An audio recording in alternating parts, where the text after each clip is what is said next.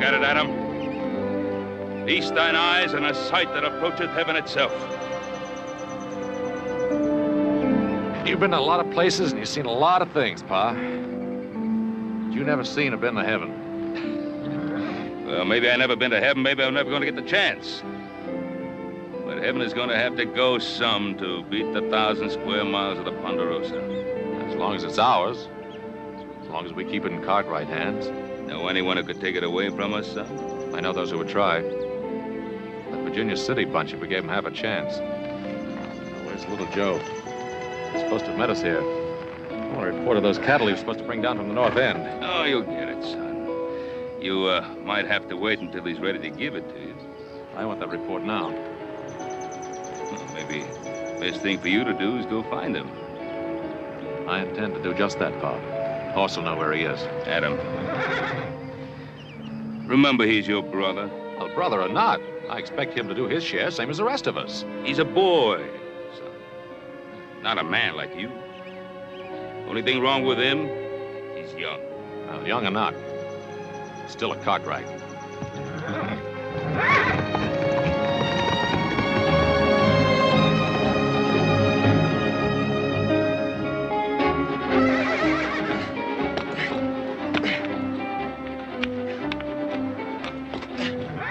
Whoa. Abner, you stand real still now, you hear? You listen to horse. Fidgeting and fussing around here like that. He'll throw you plumb into the next county. You think I can't do it, mister? You just keep on that juggling. Be flying through the air like you was more prairie hen than you're a horse.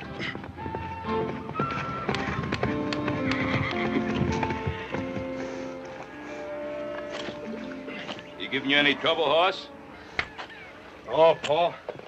You know there ain't no four-legged animal can give me any trouble. Oh, I know that, son. No, any two-legged one either, for that matter. Well, I don't know. I remember one little two-legged animal didn't weigh an ounce over 100 pounds, with red hair and all. She didn't give me nothing but trouble. Well, I wasn't thinking of any girl, son. I was thinking of your younger brother. Little Joe? Mm-hmm. Adam's up the house talking to him now.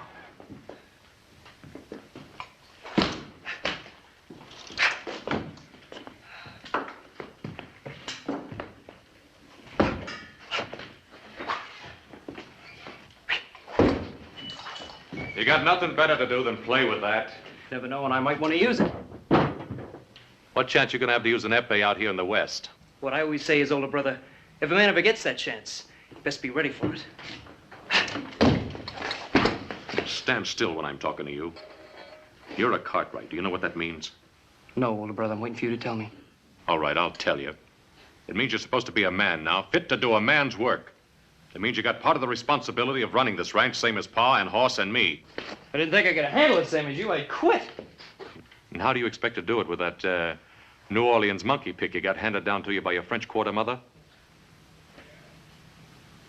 If you weren't my brother, Adam, I'd kill you for that.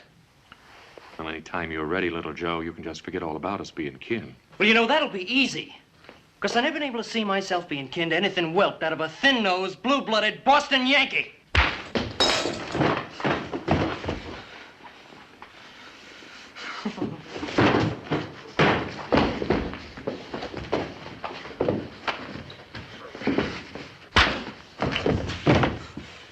You want to fight me, Adam? You make a fist!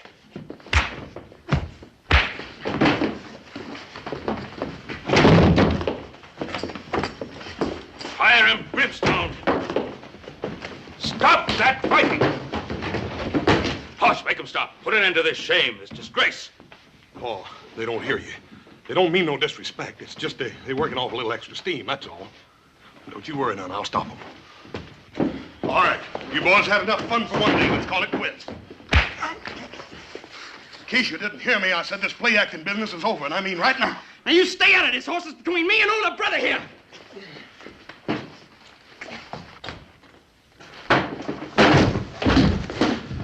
Now, little Joe, you better quit before I get mad. Yeah, he'll quit all right, Hoss. He hasn't the guts to take any man-sized punishment.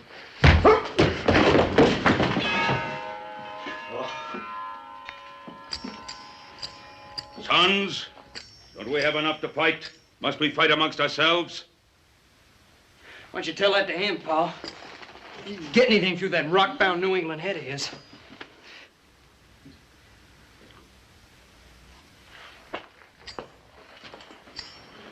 Son, are you all right? You're not hurt, lad? I guess the only way to hurt me, Pa, is to kill me. I'm sorry, Adam. Sorry I raised my hand to you. Oh, go on, son. It's your brother asking your forgiveness.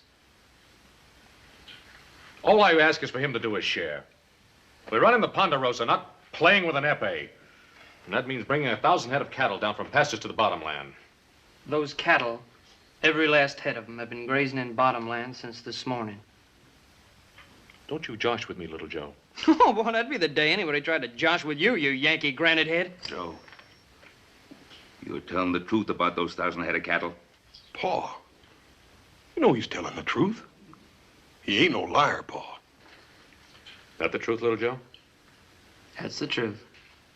How many head you lose on the way down? Nary one. Nary. Did you hear that, Adam? 1,000 head of prime stock down from the high pasture, and he loses nary a one. Well, Joe, that's wonderful. I only did what any poor boy out of New Orleans would have done without even thinking about it. Well, I didn't know. I'm sorry. Hop-Sing! Where the devil are you hiding, you celestial sky-gazer? You got 4 hungry men who want to know what's for dinner. Yell, yell. Why you all the time have to yell? Why do I have to yell? I go away now. Hop-Sing, wait a minute. Hop-Sing. Wait a minute, Hop-Sing. You can't do that. Why, if you left here, I'd waste away to a shadow. You know that. You tell the old man he speaks soft, not yell. Then maybe Hop-Sing stay. Paul, I'm powerful hungry. I ain't had but a couple of 3 breakfasts since morning. Besides, Paul, you know as well as I do, old Hop-Sing's the best dang cook this side of San Francisco. Won't you go ahead and apologize to him? Go on, Pa. Horse is right. He's right, Pa. We never knew what cooking was like till Hop-Sing come here. Paul, I sure am hungry, Paul. And I can smell dinner. Hop-Sing, very sorry. Very, very sorry. Get a very good dinner. Roast pig. Roast pig. Did you say roast pig, Hop-Sing? Roast pig. Very good. Paul, in all your born days, did you ever taste anything that could match old Hop-Sing's roast pig? Hoss, you going to be able to last till dinner? Well, it ain't going to be easy, Paul. If I don't get something to eat pretty soon, I'm liable to just lay down right here and die. Well, before anyone lays down and dies, let's remember there's still some work to do down at the corral. Just so happens this ranch don't run by itself. Ha!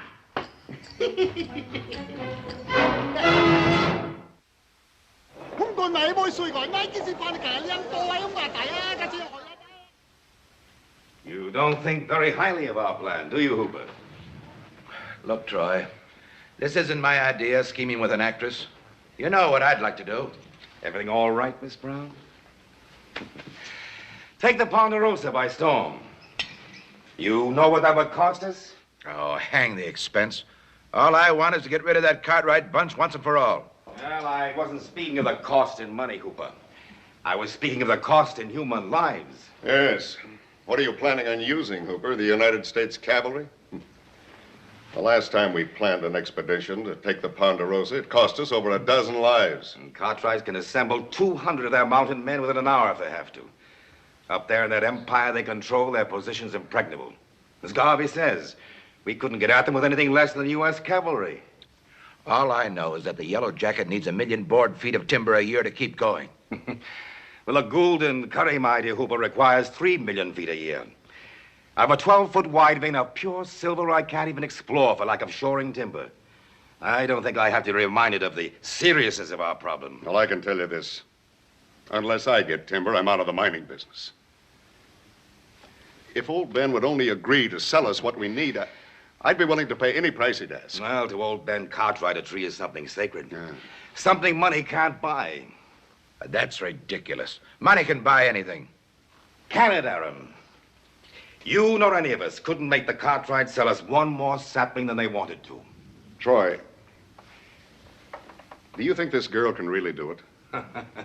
Well, this girl, as you put it, Miss Lotta Crabtree, is one of the most renowned actresses and beauties of our time. Conceivably, she might succeed, where the United States cavalry might fail. Yes, but just by bringing one of his boys to town?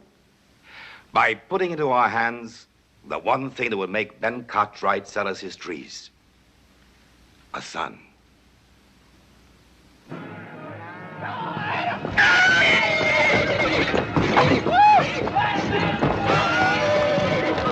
Stay with him, Adam! Come, stay with him, Adam! That's a boy, stay with him now! Not so much fur at him! Easy on his mouth, Adam. That a spooky's a fellow about to get himself married! You all right, Thunder? You all right, boy?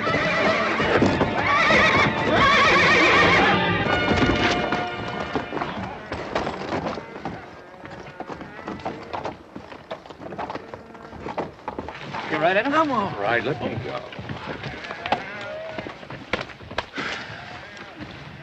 I guess I had that one coming. That's too good a piece of horse flesh to ruin by bringing it along too fast. What's that carriage doing on the Ponderosa?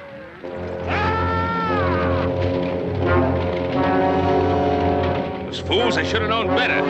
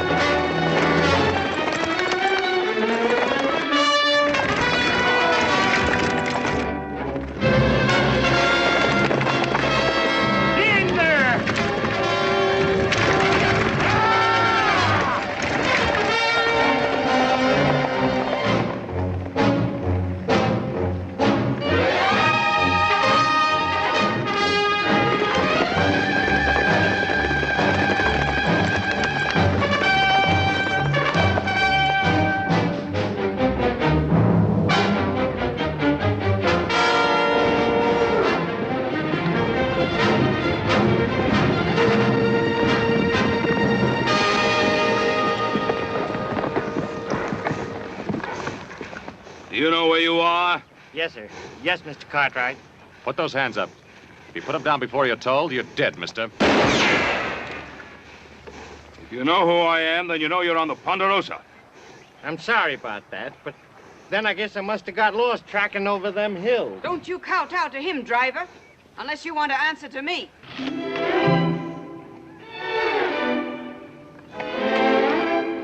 Idea. The very idea of shooting at innocent, unarmed people, and in broad daylight. Why, if I'd realized that this is the way they treat people in Virginia City, I never would have come here. Well, this is not Virginia City, ma'am. You're on the Ponderosa. The Ponderosa? What's that? The Ponderosa, man. That's the home place of the Cartwrights. They got just about the biggest spread in the country. This here is Ben Cartwright, and these is his sons. And we don't cotton to strangers, male or female. What's your business here? My business? Am I still in United States territory? Well, that you are, ma'am, but I wouldn't go trading on it too much if I was you. Well, you're not me. And I wish you'd put that awful thing down. Yes, ma'am. Hey, what's the matter with you? Haven't you ever seen a lady before? No, ma'am. I mean, not such a pretty one. Not in a long time. You're still pointing that gun at me, you know. I might still intend to use it. Put it away, son. Maybe they really did lose their way. Well, as long as they get off the Ponderosa. It appears we're going to need some help if you expect us to honor that request. I'll be happy to oblige, ma'am.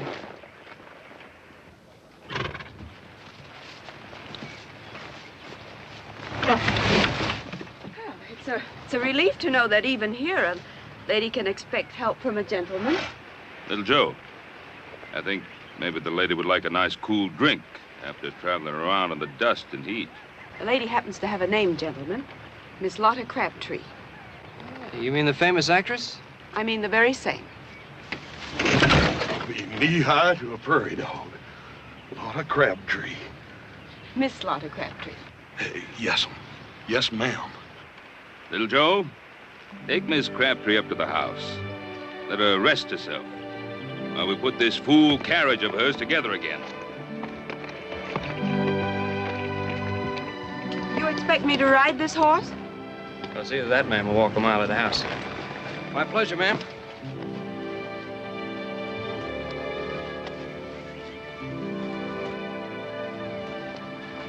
Well, you know, I didn't need any help, older brother. I wasn't helping you, younger brother.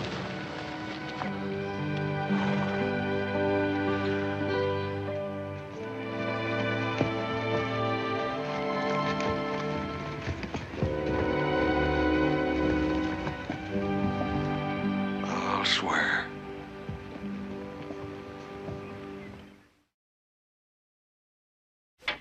Adam, you reckon you're going to get this thing fixed today? You'd like to try? If I did, who'd hold this wagon up? Try that wheel again. See if it'll turn. Bring her in. Yes.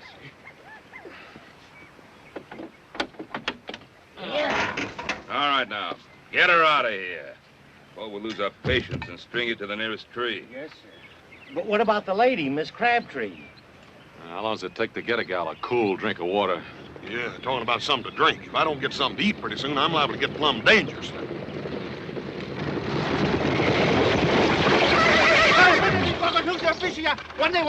What in fun are you trying to say? Low speak, all dry up. Why you not come eat? Because we had something better to do. You don't mean it's ruined, Hopsy. All dry up, follow away. Throw away?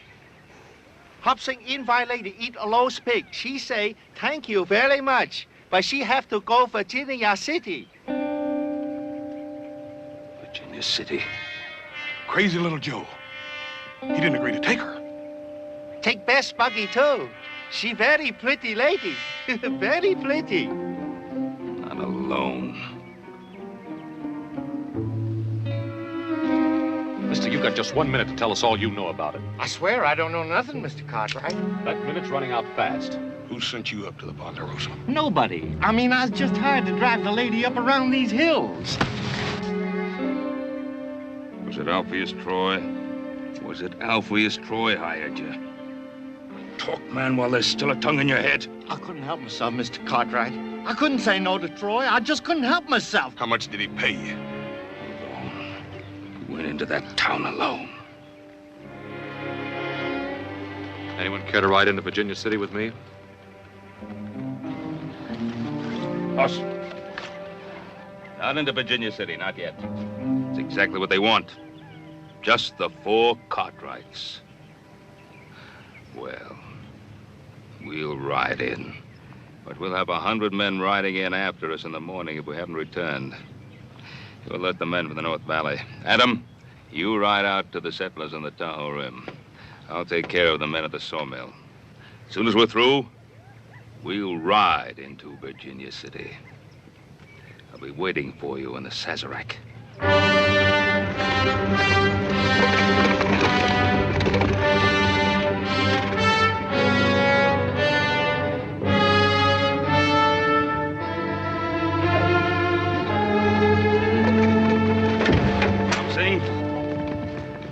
If we don't get back by morning, kill him.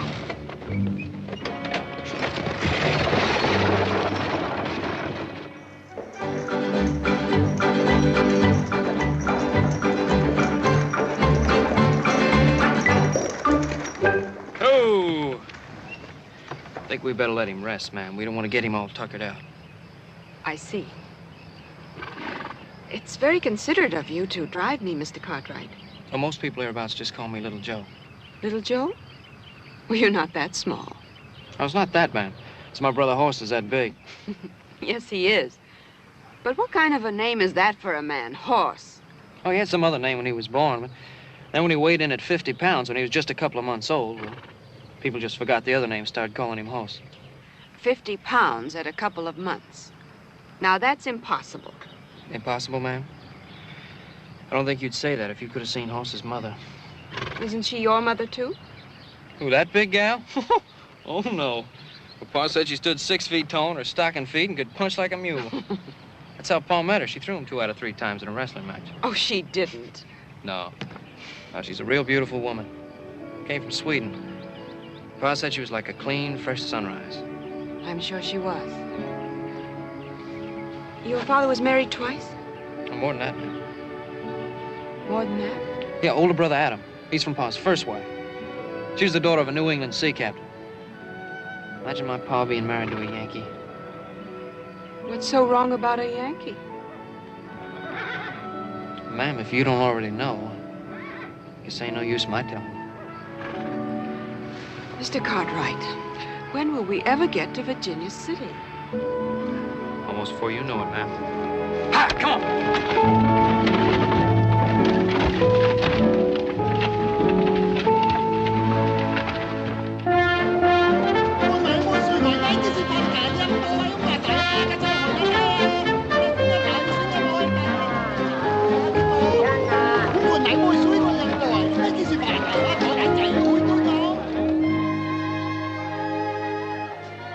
Gentlemen.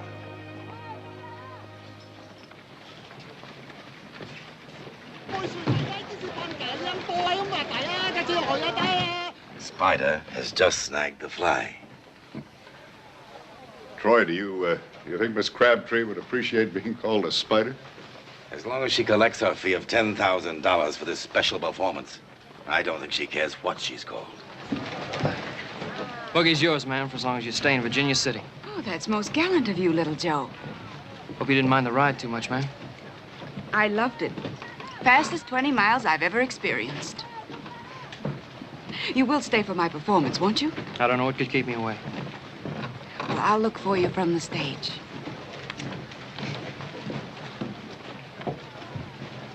After the show, do we have dinner together? After the show, you ask me then.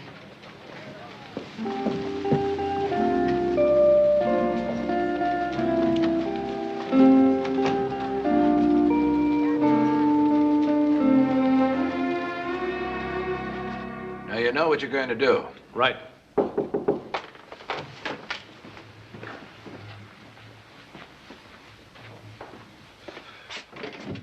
Oh, Miss Crabtree, this is indeed a pleasure. You sent for me, Mr. Troy? I'd have come to you, but I was afraid I couldn't crowd my colleagues in that cramped little dressing room. Miss Crabtree, I want you to meet Aaron Cooper of the Yellow Jacket. How do you do? Mr. George Garvey of the Diablo. My pleasure, gentlemen. Your fame is worldwide. Won't you sit down, please? Oh, well, thank you. Might I add, so is yours. Oh, by the way, congratulations. Congratulations? For what? My performance isn't until later. Well, let's say for bringing that young man into Virginia City. Oh, is that so difficult? Did you have any doubts? It isn't easy to get a Cartwright to do anything. It was just one young man. Didn't you think I was woman enough to persuade one young man to do my bidding? Oh, enough to do all that, I'm sure. And more. But you see, Miss Crabtree, our task isn't quite finished. What is there left to do, Mr. Troy? We want you to persuade that young man to accompany you to your hotel rooms. After this evening's performance, of course. Of course. Well, how interesting and how unusual. What do I do then? Make love to him? No, just keep him there. Talk to him. Do anything but keep him there. He's such a boy. What shall we talk about? Talk about his blasted trees. They've got more than 1 million of them up there on the Ponderosa, and we want them. Trees? You want trees? I thought you were all Silver Kings. Trees spell timber. And we need timber, Miss Crabtree, desperately, to keep our minds going. You see, the deeper the veins go into the earth, the richer, the purer the silver. But without timber, millions of feet of it, to support our tunnels and our shafts, there's a limit to how deep we can go. Then it appears I've earned my rather exorbitant fee. Get that boy up into your room tonight, And you've earned another 10,000. What do you intend to do with him? Hold him as a hostage until Ben Cartwright gives us the right to cut down his trees. And what if Ben Cartwright refuses? The way Ben loves those sons of his, I don't think he'll refuse. I'll expect another 10,000, Mr. Troy. If you promise not to harm that boy.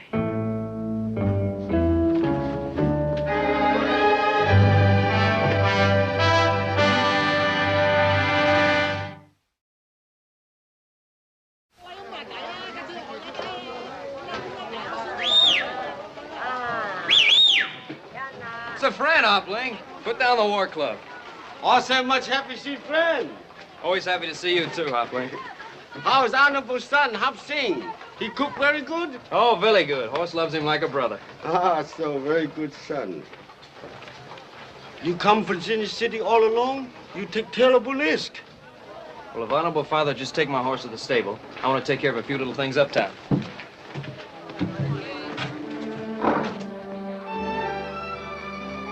You mind, Hopling? For a very beautiful lady.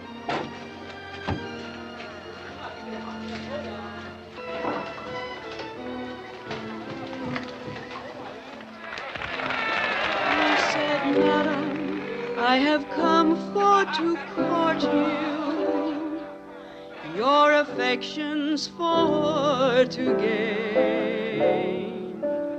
And if you'll give me good attention, perhaps I'll come twice more again.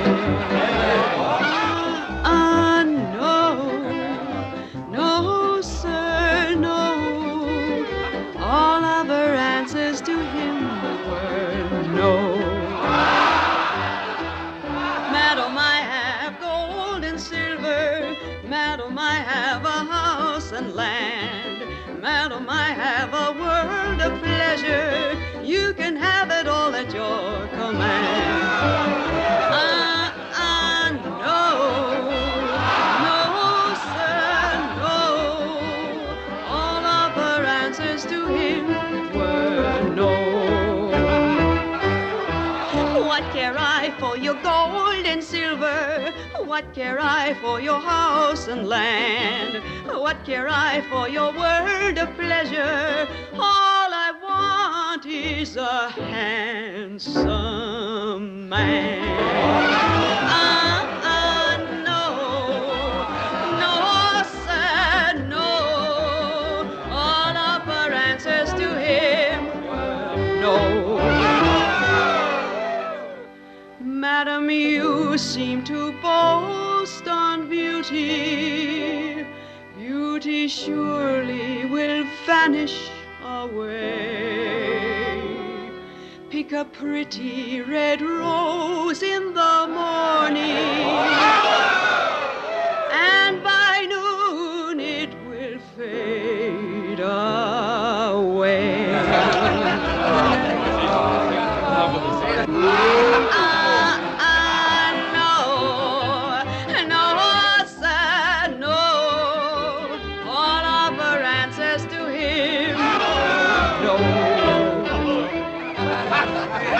All of her answers to him were no.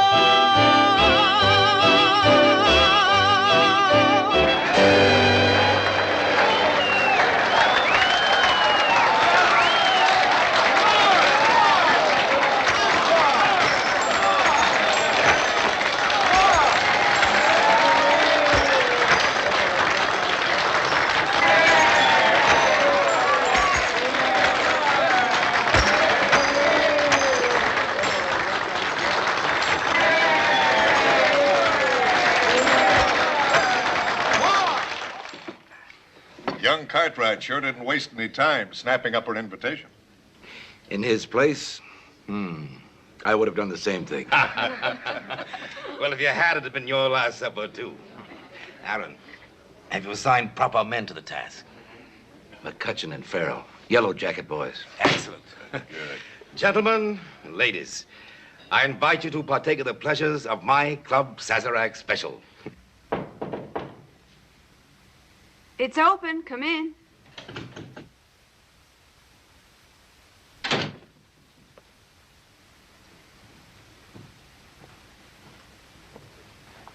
Your rose is most beautiful, Mr. Cartwright. Hardly anything, ma'am, compared to all these. I don't think any of them could have been given with more admiration or affection. That's rather bold, sir. I might almost say wicked. Speaking of wicked, that was a fairly wicked dance you did out there on the stage. You didn't like it? Who, me? Ma'am, I loved every bit of it. As a matter of fact, Tell me, Mr. Cartwright, your mother was the third wife? And the last. What was her name? Felicia, why do you ask? I don't know, but you must be very much like her. Where did she meet your father? Pa took a business trip down to New Orleans. Guess he made out better than he ever figured he would. New Orleans. I might have known.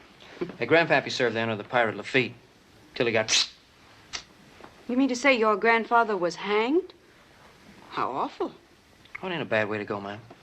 When you're 82. You ever been in New Orleans? New Orleans. I've been there dozens of times. Oh, I'd give anything if I could go to New Orleans. My mother used to tell me about it before she died. I can hardly remember now. I was just a little kid, not even 5 years old. I know she used to tell me what a beautiful city it was. Yes, a very beautiful city. Very old and very gracious. But we'll talk about that at supper. I got a little place all picked out. Run by a fellow from Paris, France. Come to Virginia City a couple of years ago and paying for gold. And he got so discouraged with the kind of food they dish out around here, he just opened up a little cafe. What's the matter, man? Don't you care for French cooking? I love French cooking. And I love French wine. Here, let me pour you some.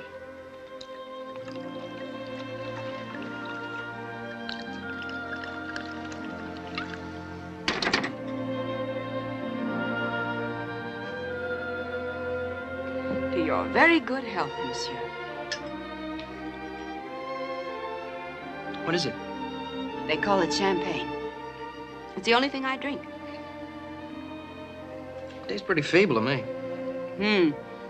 It'll catch up with you. But then at $50 a bottle, it should.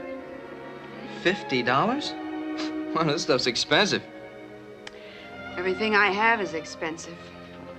My hats, my shoes, my furs, my gowns, everything. And money must be very important to you. The most important thing in the world. That's what enchants me so about Virginia City. I can watch them dig it here, right out of the ground.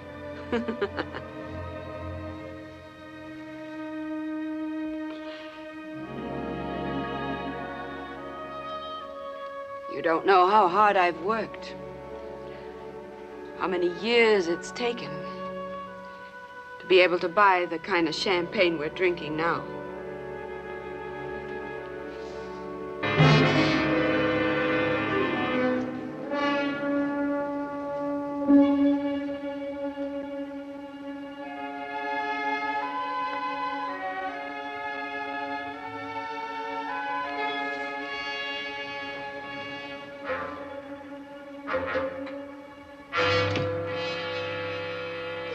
Listen, little Joe.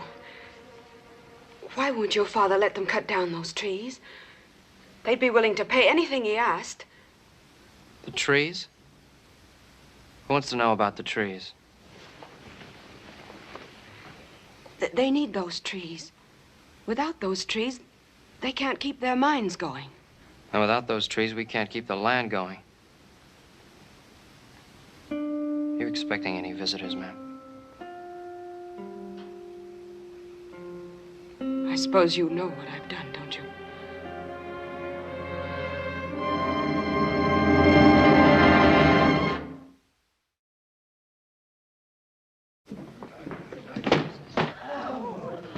is he? Where's my son? May I ask you, Mr. Cartwright, to address whatever questions you may have to my friend, Langford Poole. Mr. Poole, as you well know, boasts 12 notches on his gun. Would you care to try for 13? Go home, Cartwright. Go home before I kill you. You tell me to go home? You, with the smell on you of the charnel house, of flesh rotting and stinking in the sun? You're gonna die for saying that to me, old man. You're gonna die. You have any argument, Poole? You don't have it with my father. You have it with me. One Cartwright is just about the same to me as another.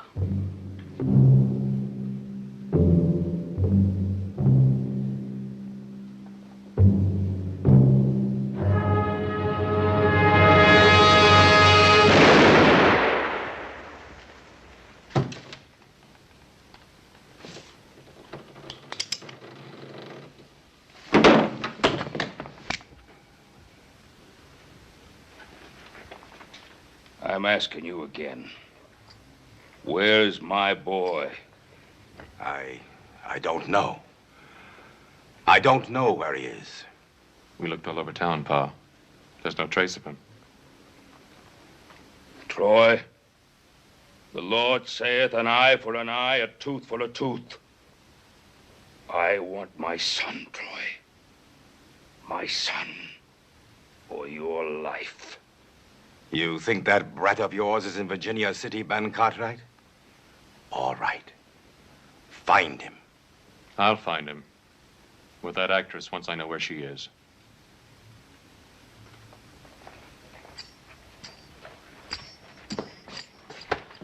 You know that, Troy? You know where she is. Now tell me or I'll rattle your teeth. At the hotel. The International House. I'll find him, Pa.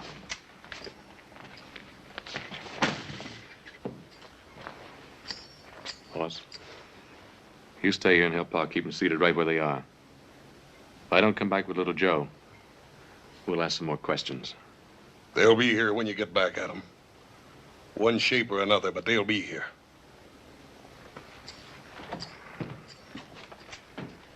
Yes, ma'am, you sure got expensive tastes.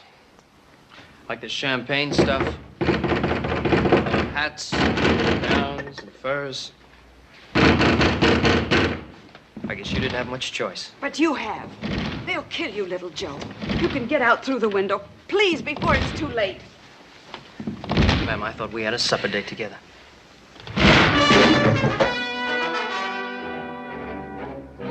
Gentlemen, may I say that your visit isn't entirely unexpected. You get out of here!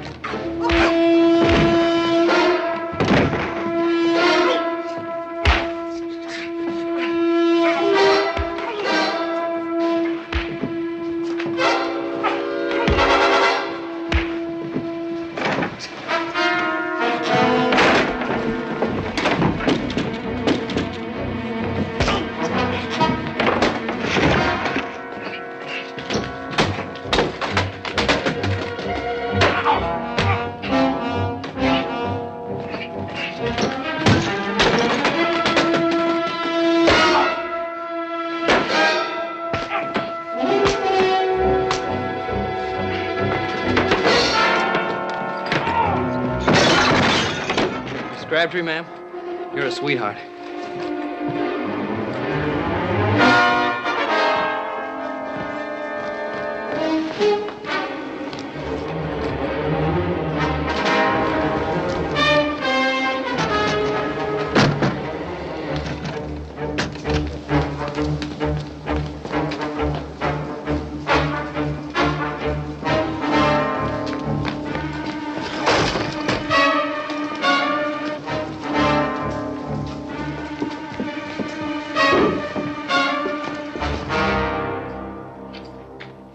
Crabtree. Adam. Oh, I'm so happy to see you. Are you? Where's my brother? He was here. I'm sorry, Adam. I didn't think this was going to happen. Well, what you thought or think doesn't interest me, Miss Crabtree. You're hurting my arm. I'll break it. Where's the kid? You don't understand. Understand what? You and Alpheus Troy?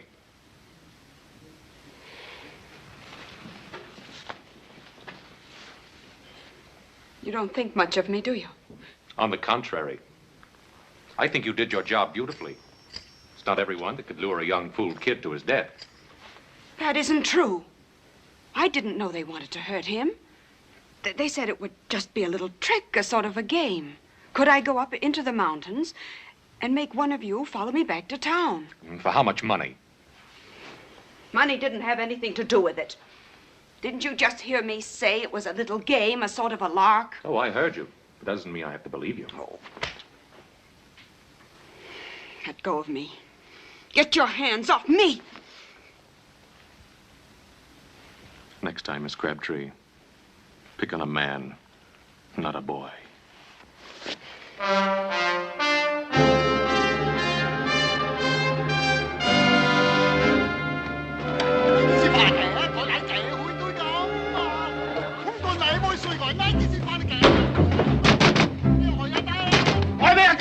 One later, I'll pay if I live that.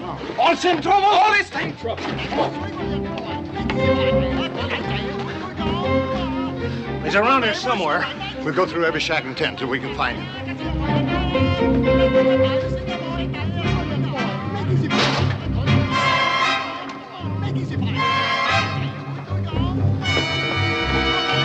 Where is he? Where are you hiding him? That's a big help. Well, if he's here, we'll find him. 喂，我哋咁正威唔教我噶嘛？你整乜嘢唔好嘅整爛晒我啲衫啊！喂，我咁整污糟晒。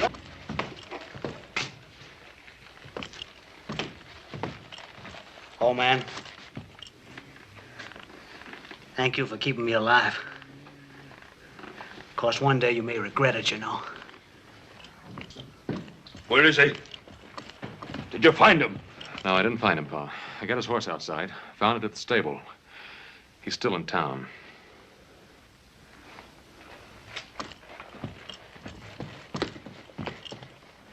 We'll go on looking for him, Alpheus Troy. And if we don't find him,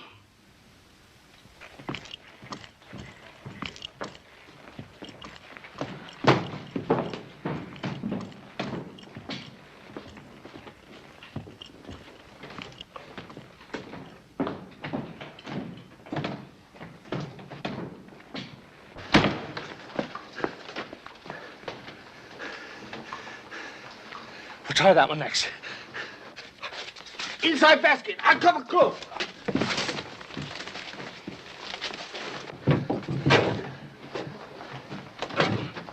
You got anybody hiding in here?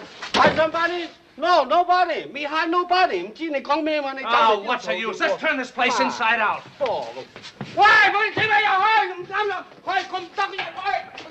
你拉你哋話，係你整咩人哋咁？乜你兩個整咩你拆咗我？係你整咩人哋咁？喂，你哋咁得話喂！喂，你咁啊！我咁話喂！喂，佢整咩又開？唔啱啦，冇咁啊！喂，你咁你整咩又喂？喂，你冇整過都話冇啊！喂！你拉你哋話，你整咩人？你紅過咁安度拆晒個亂晒，哇！你整咩人？乜你兩個整咩你拆咗我？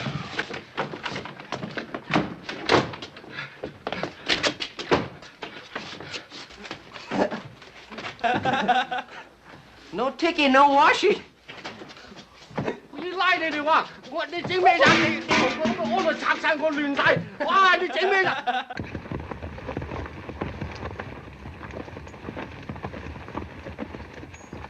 All the same, why makes the place noise? No kids sleep. If he's in there, this'll smoke him out.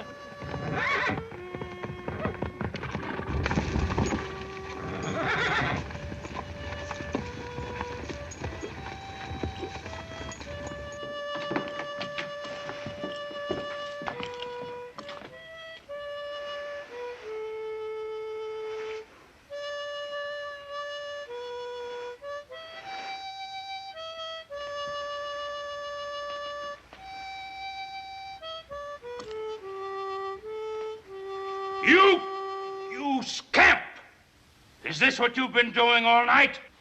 All night, Pa? I thought I was just getting started. It's a great pleasure, Mr. Cartwright.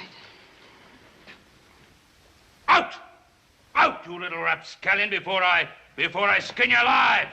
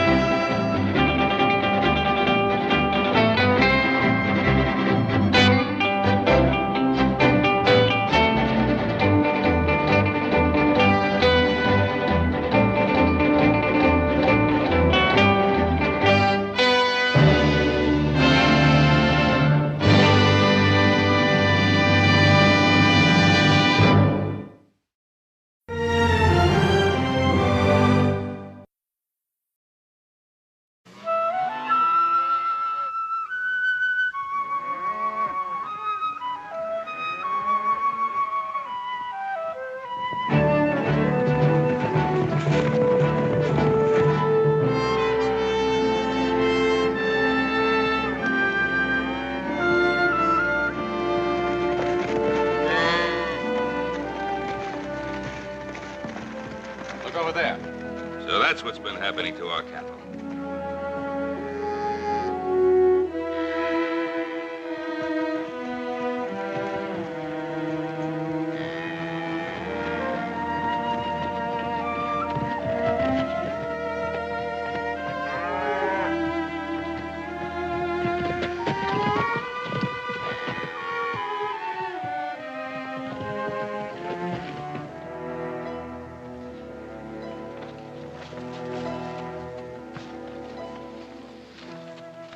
It is as I have promised, O Winnemucca. The cattle are in the small canyon. Your people are grateful. Take them quickly if the Cartwrights come. Cartwrights are here. You know what happens to cattle thieves? Shoot, Ben Cartwright! Shoot!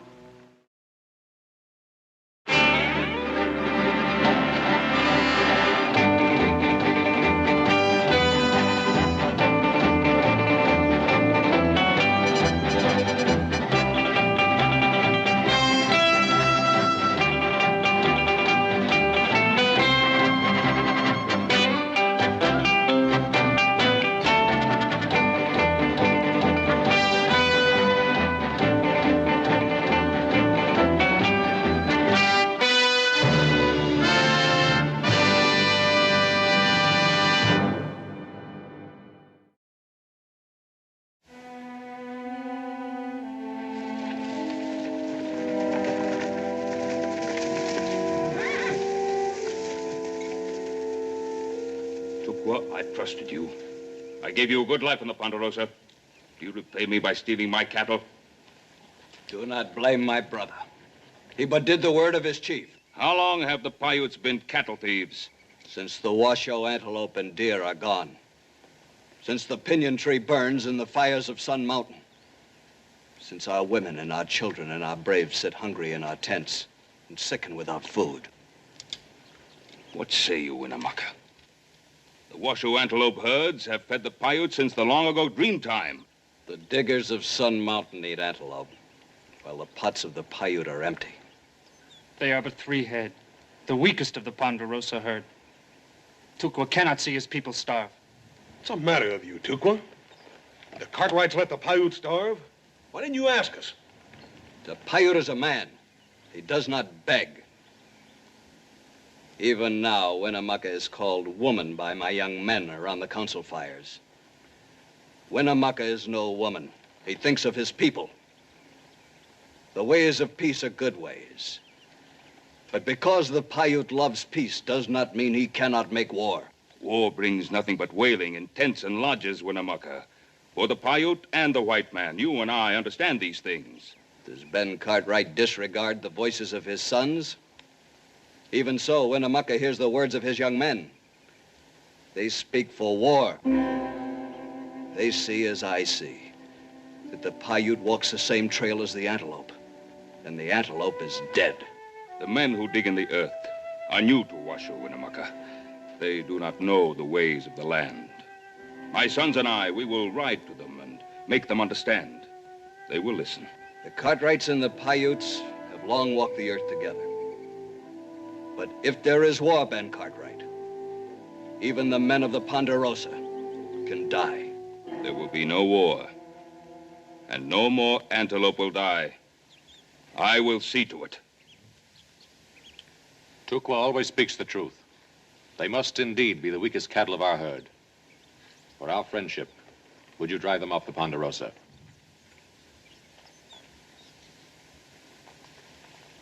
Help you people, Tukwa.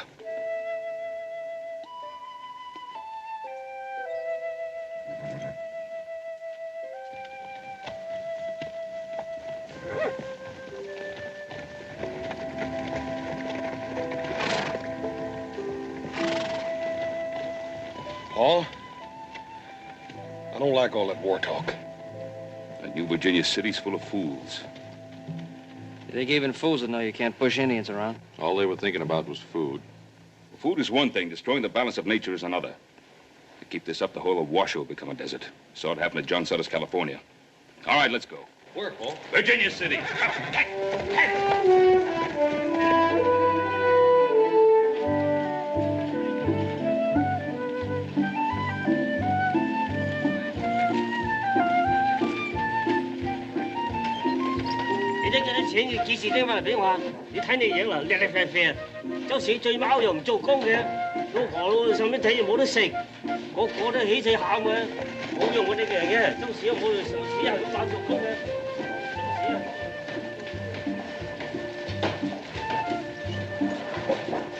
Hey, Adam, you see that little gal smile at me? Oh, what makes you think it's you she was smiling at? You know, every time I come in here, I gotta get used to it all over again. Remember when this was nothing more than a jackrabbit run? Yeah, I don't know what I like the jackrabbits better, little Joe. Ooh.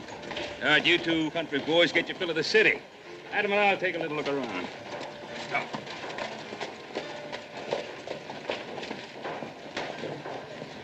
Hey, Horse, you ever see anything like this in your whole life? Yeah, I seen a stampede last fall up in Silver Meadow. The only difference was the stampede made more sense. Come on before you take root.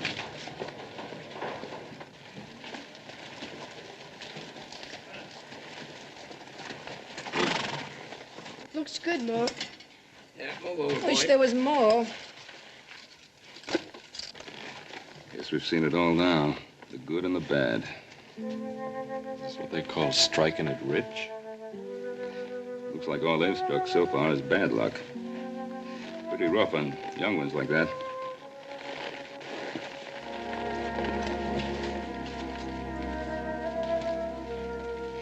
Howdy.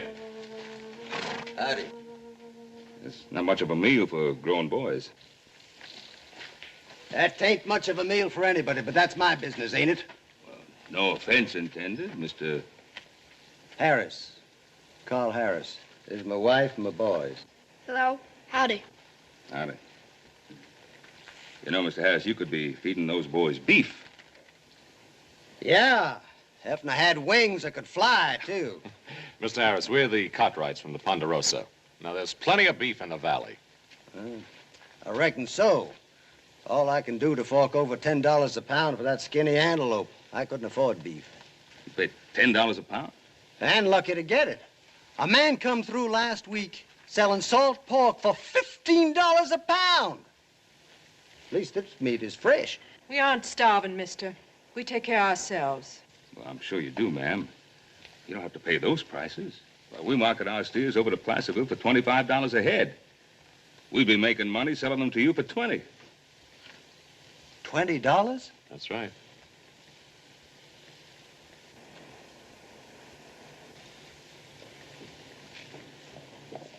Are you joking me, mister? They're yours if you want them. All you have to do is come over to the Ponderosa and drive them away.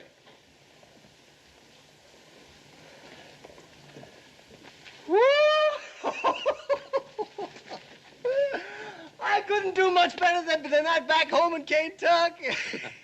Kentucky, you're a long way from home. I got tired of seeing my family starve on 40 acres of rock. Now, I figured if we had to starve, we might as well do it somewhere where there's a chance of striking it rich. Well, nobody's going to starve, but we have cattle to sell. Now, get yourself some men together and come over to the Ponderosa. Well, by golly, we'll do it. Oh, did you hear that, woman? We're going to eat ourselves some beef. Oh, here I am acting like a Yankee. Come on in, have a cup of coffee. Mr. Harris, you sure don't know anything about us Yankees. You're Yankees? Oh, I didn't mean it's all right. Come on in, have some coffee. Got it.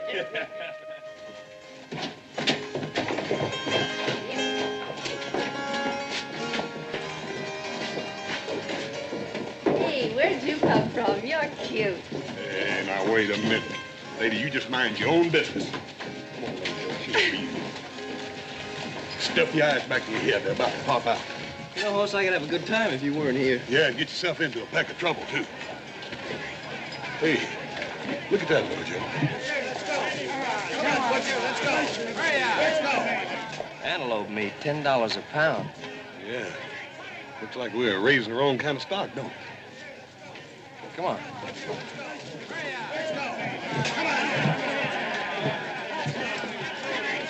Here, let me try a little, Joe. Excuse me, man. Excuse me. Excuse me.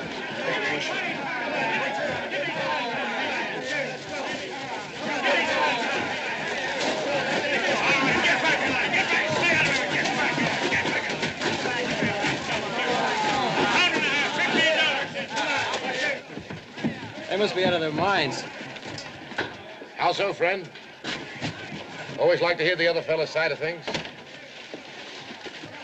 $10 a pound for antelope meat. That makes sense to you? It depends on your point of view. You see, that happens to be my antelope meat they're buying.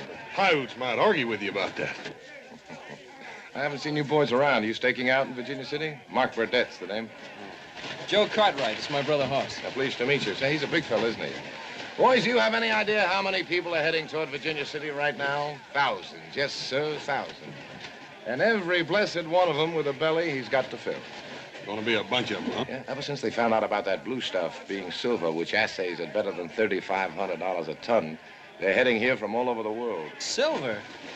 All that time Comstock and those other fellows were chucking it away, thinking only about gold. Gold?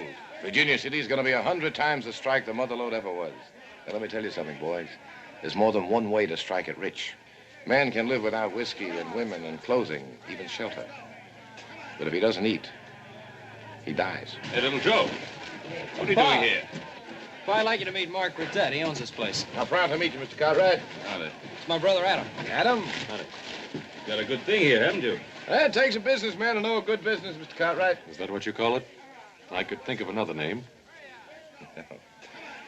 You boys sound as if you want to talk. Well, one thing you'll find out about me, I'm always ready to oblige. This way, gentlemen. Here we are. Not very much, but it's a beginning. What I say is let them have their silver as long as I can sell them their meat. You're charging pretty fancy prices for that meat. Well, it's the only meat in town, Mr. Cartwright. Cost me a lot to get it. Liable to cost you a lot more. Mister, you went out and butchered the meat supply of the whole Paiute Nation. You're risking an Indian war. Oh, come now, friend. I have nothing against the Indians. What I always say is fair game is fair game.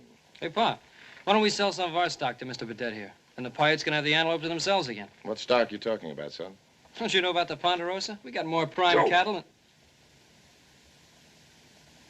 You have. Real prime beef east of the Sierras. I'll tell you what I'll do, Mr. Cartwright. I'll take all you've got. You can name your own price. If you charge $10 a pound for antelope meat, what'll you be charging for beef? All I can get. If you think that's out of line, take a look in the saloon and see what rot-gut whiskey's going for. Or a bag of flour, or a pick and shovel. I just sold the last sight of antelope, Mr. Burdett. We're out of business. Not yet, Thorne. These gentlemen are the Cartwrights from the Ponderosa Ranch. Prime beef cattle as much as you want. My assistant, Early Thorne. How are you, gents? Well, do we do business? Why not, Pa? We're in the business to sell cattle. Mr. Burdett, we have our own way of doing business on the Ponderosa. We pay an honest day's wages for an honest day's work. And we expect the same in return, nothing more, nothing less. You referring to us, mister? It's all right, Thorne. Now, let's be honest, friends. I need your cattle. I'm willing to pay you the best price you'll ever get. I have a cold storage tunnel out there full of ice from the Sierras. It's the only ice in town. If you're going to sell in Virginia City, you'll have to sell to me anyhow. I say let's get together. We'll both clean up. We ain't hurting for customers, Mr. Burdett. Any miner in town can come up to the Ponderosa and buy all the meat he needs. And we don't intend to profit from his hunger. Profit from their hunger? You think I was twisting those fellas' arms to get them in here? Every minute they can spare, they use to dig for silver. I'm doing them a service. My son is right. The Ponderosa is a business. But there's more involved here than profits. I'm sorry, Mr. Burdett. No deal. Why not? I'm offering you top dollar. And charging top dollar to people who can't afford to pay. Maybe you need taking down a peg. Quit being foolish, mister. I told you about your temper. I'm sorry about this, gentlemen. But we can't let it interfere with our negotiations. Our negotiations are over. I want to warn you again. Stop slaughtering the wild herds. If you don't want a war in your hands, you'll follow this advice. The Paiutes can be unpleasant.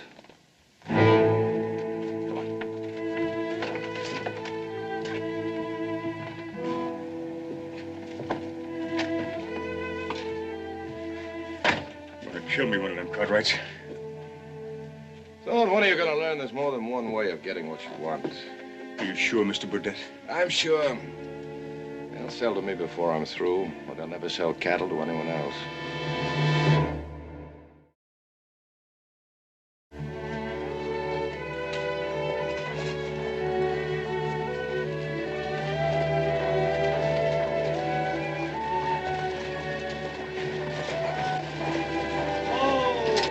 Hi there, Mr. Cartwright. What do you think of Virginia City? She sure is growing up, ain't she? Surely is, Mr. Harris. This place is busier than a nest of hornets. Where you fixing to go? Oh, I got a little digging to do up 6 Mile Canyon. You know, back in Kentucky, I never thought that I'd be living on a mountain of solid silver. Kind of takes a man's mind off other things, though. About them Cartwrights. There they are. Don't you let it take your mind off those cattle. You get some people together and come on over first thing in the morning. We'll fix you up. By golly, I'll do that first thing in the morning, and I want to thank you all. That's a real neighborly thing to do. I bet them two boys make mighty good help when he comes digging, don't they, Mr. Harris? We sure do. Yeah, well, they'll be even better when we get a little beef on their bones. We'll see you. Bye, boys. You heard what they're fixing to do? Sure. The Cartwrights are going to sell beef direct to the miners. That'll wreck us, Burdett. It could if those cattle reach Virginia City. Want me to stop them? Let's just say I don't look with favor upon any unnecessary competition. If anyone's looking for me, Thorne, tell them I'm investigating the pleasures of the bucket of blood. Right.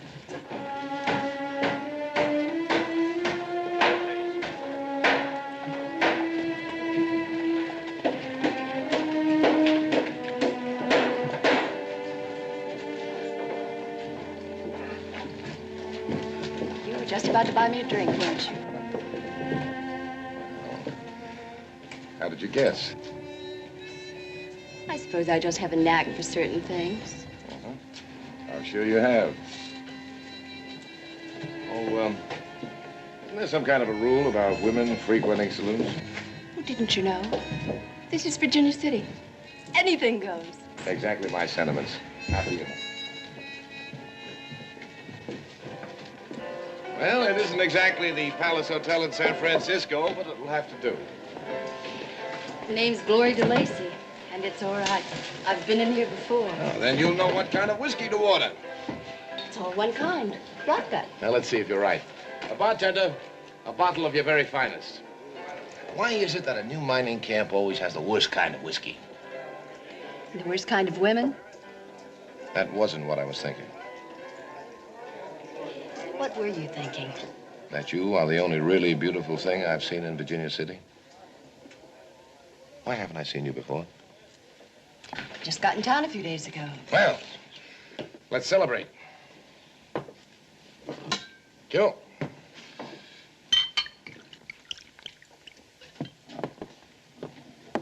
What's your name? Burdett. Mark Burdett. To Glory of the Comstock Lode. To the Comstock load. They say it'll be the biggest and richest strike in history. A bonanza. A real bonanza. And I'm gonna get my share of it. You're not exactly dressed for the part. Oh, you don't think I mean to dig for it like those fellows over there. No, there's more than one way of panning for silver. Yeah, I know. Well, I didn't mean it that way. Why are you here? The excitement of a new camp. I don't know. Maybe the hope that this one will be it. Anyway, there's nothing left in California. This is going to be the biggest thing that ever happened. Make California look sick. I can feel it. And this time, I mean to get my share of it. How come you never made it in California? A smart man like you. Maybe I wasn't smart enough. Come to think of it, I could ask you the same question, couldn't I? Don't. To the future. When we both have what we want, do you care to drink to it? As long as you're buying the drinks, Mr. Burdett, I'll drink to anything. I'm going to be rich. The richest man in town. Here's wishing you luck. What I mean to say is that from now on, I don't want anyone else buying you drinks.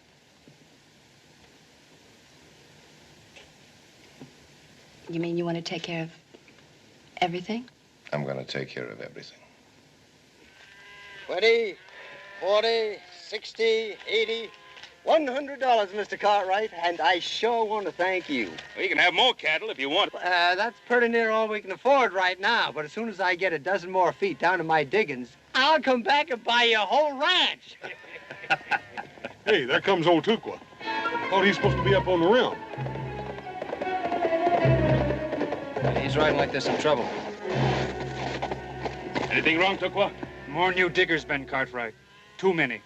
Like the trees of the He forest. ain't fooling you there, Mr. Cartwright. I'll bet there ain't a hard rock man left in California unless he's too sick to walk. Men who chase the mirage. Maybe so, maybe not. But somebody's going to hit it over there to Virginia City, and nobody knows who yet. Well, my boys, I got him. Thanks again, and just wait till them women see a square meal walking in on the hook.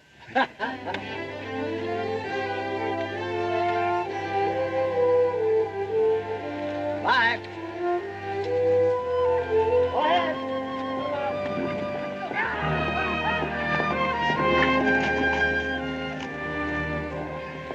What's the matter, Pa? Those newcomers from California. Adam, you double the riders in the rim, we'll start losing cattle. I go back, tell him.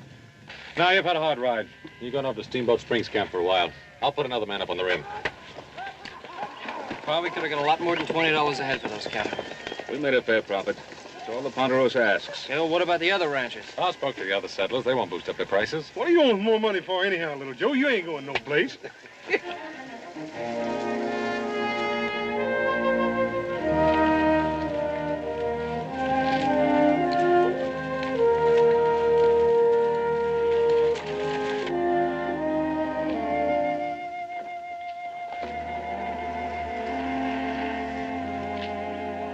We're eating steak tonight.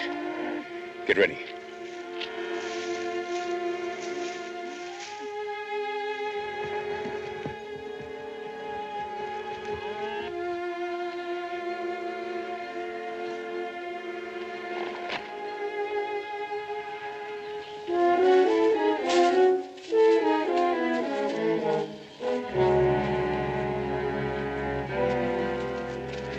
Remember, I'll take care of the ones to be left alive.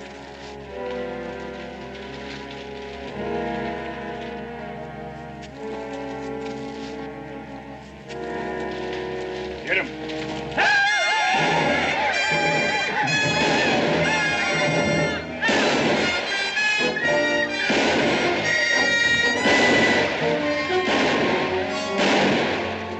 Don't shoot!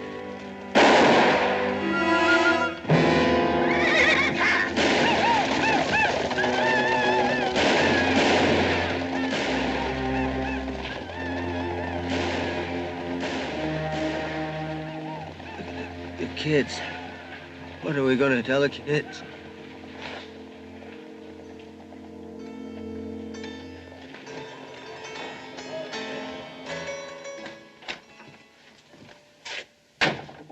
It's all over town, Thorne. Fever's running high against the Indians. Did you have to kill that way? Them cattle didn't get to Virginia City, did they? All right, they didn't, but you could have stopped short of murder. You know any other way, Mr. Burdett? The Cartwrights would have come around and have upped the price until they had no choice. Someday you're going to learn it takes more than money to make a real killing. Thorne, you're a monster. I never should have taken up with you again. You need me, Burdett. Remember, we have a murder charge hanging over us back in St. Louis? Or did you forget about that prison guard I killed so you could get to be a free man again?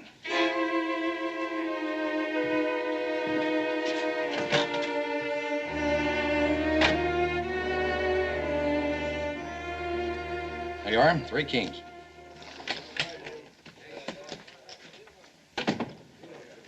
All right, boys, party's over. We got some more work to do. I thought we'd done enough, Thorne. Our job's only half done. There's still the other half. Yeah, what's that? Town is plenty riled up against the Indians for killing them miners. Well, they're getting the posse together to go after them. Yeah, I know. That's why we got to get the Indians stirred up against the miners. That way we put the Cartwrights plumb in the middle. And what's on your mind? Killing us in Paiutes. For having massacred those poor, hard-working miners. Why don't we let the posse go after them? Because the posse might stop long enough to ask questions, and I don't like questions. You mean like who really killed those miners? What's the idea? I told you I don't like questions. Well, you really are smart, aren't you, Thorne? Smart enough to know a dead man can't talk, even to a posse. What's the name of that Indian that works for the Cartwrights? Did you hear me? Tukwa. Tukwa. All right, boys, let's get moving. We got to get to him before somebody else does. Get your hat.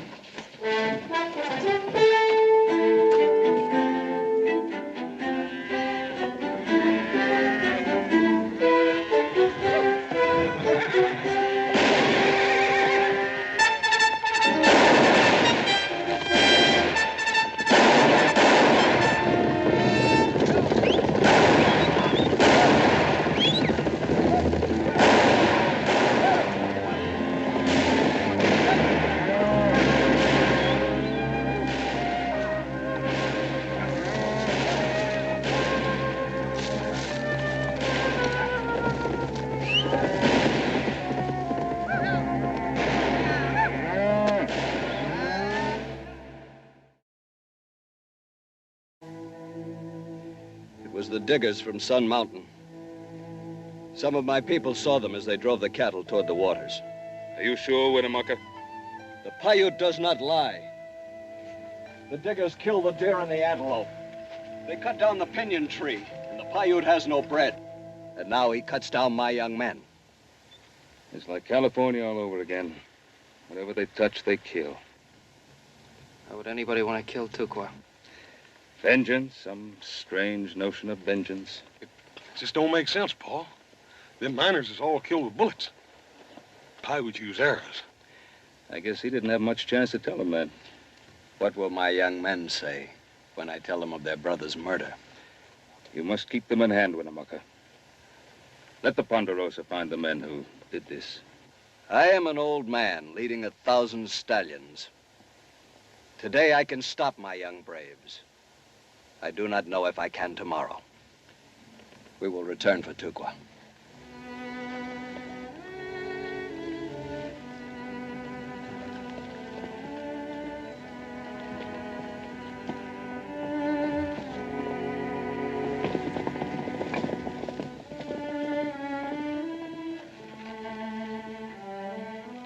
let's find out who did this.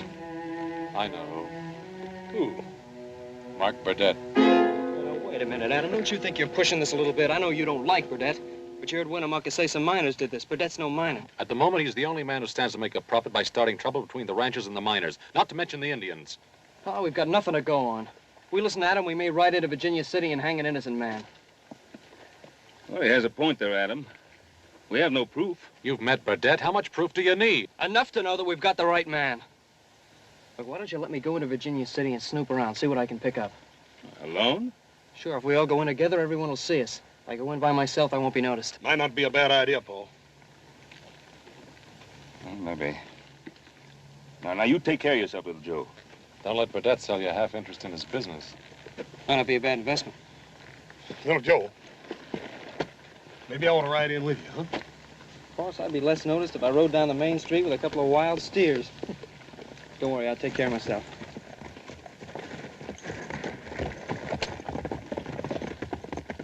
How can anybody, even a man like Mr. Burdett, shoot down innocent men just for a few dollars? Not just a few dollars, Hoss. A bonanza.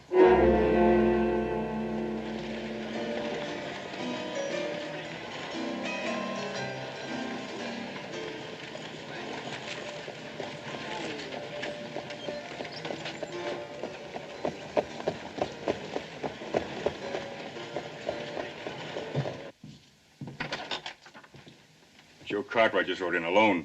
He's taking quite a chance, isn't he, riding into Virginia City alone? Especially if word gets around that the Cartwrights are siding with the Paiutes. What do you think would happen to him if it did? Who knows? Almost anything. I wouldn't want him hurt bad. I have a feeling that Joe Cartwright and I are going to be friends. Yeah, good friends.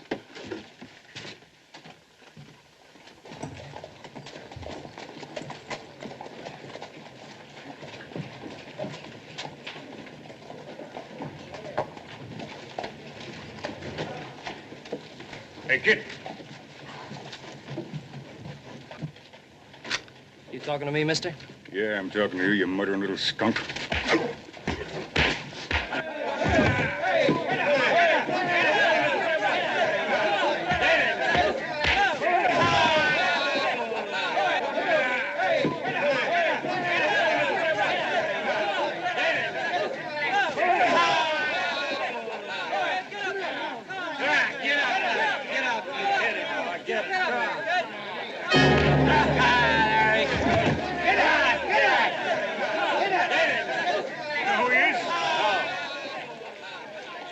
Cartwrights, and they're siding with those murdering thieving Paiutes. Paiutes? Somebody get a rope. No, don't do it. He didn't do anything. Let him go. Let him go. He didn't do anything. What is all this? We're gonna hang ourselves an Indian lover. Nobody's going to hang this boy. We got 3 men dead over those Paiutes. I don't say Joe Cartwright here's any part of it. You started this, you? Yeah, so what? So on, you're fired. I don't want to see you around my place anymore. There you go. Take him into my office. Open up. Let him through. What is this? Anybody want to argue about anything?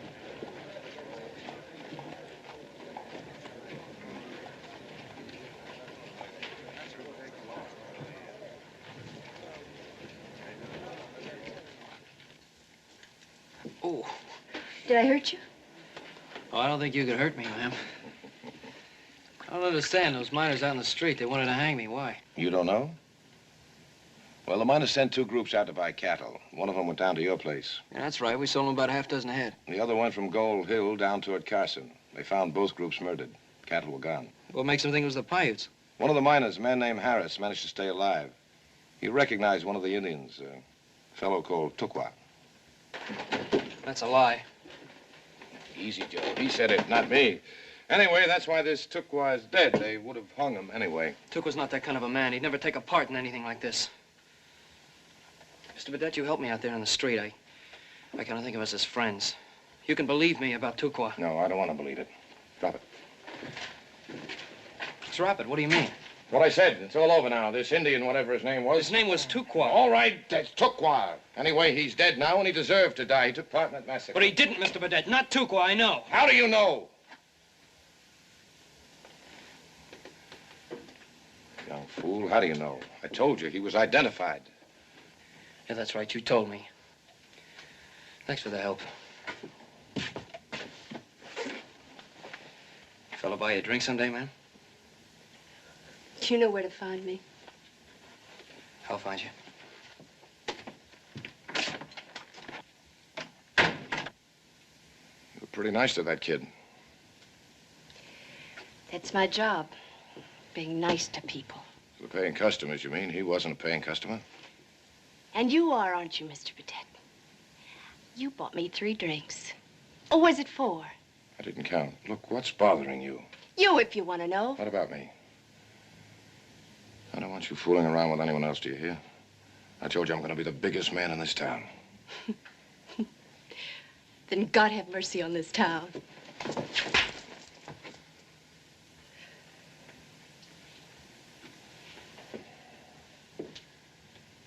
I'm sorry, Gloria. I didn't mean that. I'm glad you did it. Because now I don't owe you a thing for those 3 drinks. What's bothering you? You act as though I've done something wrong. What have I done? I'm not sure. But if it's what I'm thinking, What are you thinking? that maybe, just maybe it was you who ordered that massacre. No, that isn't true. You heard about Harris identifying Tukwa? I heard you identify him, Mr. Burdett. I didn't hear anything else.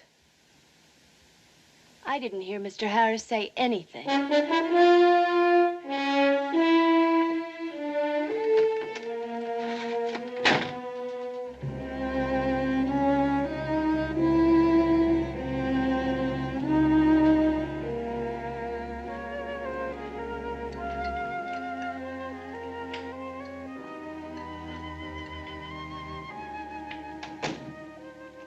there he is now.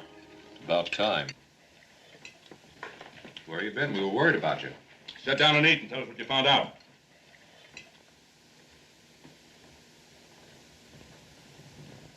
Little Joe, what did they do to you, boy? What happened to your face? Forget it. Who did it? Now, hold still a minute. Now, who did it? Some miners at Virginia City. I said forget it. They beat you like this? They'd have hanged me if Mark Burdett hadn't stopped them. Hanged you? For what? Being a friend of the Paiutes. They saw Tukwa riding with the men who staged that massacre. That's a lie. Yeah, that's what I tried to tell them. But what good it did me. Who's the one who identified Tukwa? The only one that came out of it alive, that fella named Harris. Adam, what are you up to? We're gonna have a little talk with our friend Harris. Oh, wait, don't ride in there alone. We'll go with you.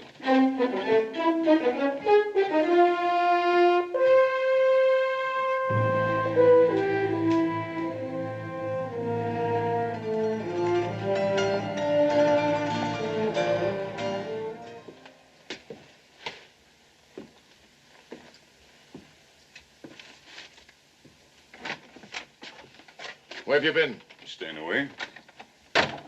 After all, you fired me. Don't be funny. You look worried, Burdett. Don't remember seeing you look that way before. You're saying things. There isn't anything I can't handle. Sure, sure. Like that girl I seen walk out of here? That one named Glory? Why do you mention her? She doesn't have anything to do with it. She don't, huh? Well, I'm real glad to hear that. Because I just seen her going out to the Harris place. The Harris place? Suppose Harris tells her the truth. I thought you and me came to Virginia City to strike it rich. Not stretch her up.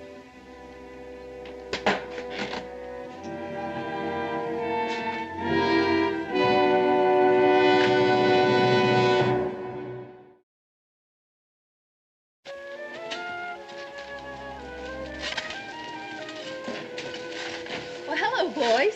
Hello, ma'am. You're pretty busy, aren't you? We are. We're panning for gold, ma'am. Gold? Does anybody ever find it? Michael, you want anything here? You're Mrs. Harris, aren't you?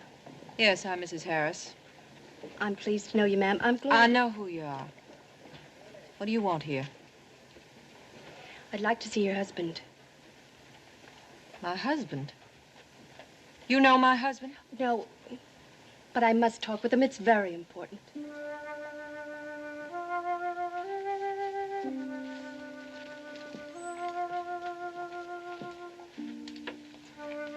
How is he? Since he was hurt out there, he does nothing but stare at the ceiling. Sometimes he talks, but mostly he just stares.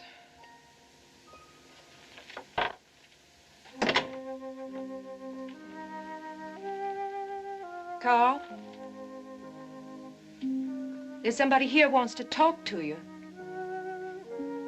A woman. Mr. Harris, there's something I've got to know about that Indian attack. I thought I was doing the best thing. Coming out west. Better myself.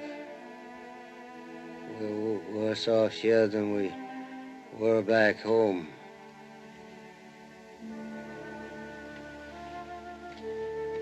Mr. Harris. Mr. Harris, I've got to know about that Indian attack. What do you want to know? That Indian. The one that rode for the Cartwrights. The one they called Tukwa. Did you see him during the attack? I don't even know who he is. Then you couldn't have identified him, could you? I couldn't identify anybody. Thank you, Mr. Harris. Thank you very much. Thank you, ma'am. I sure hope your luck changes for the better soon.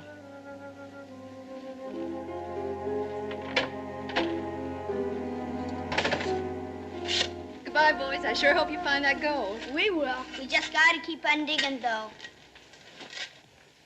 She's pretty. Hey, Mike, keep digging. All right.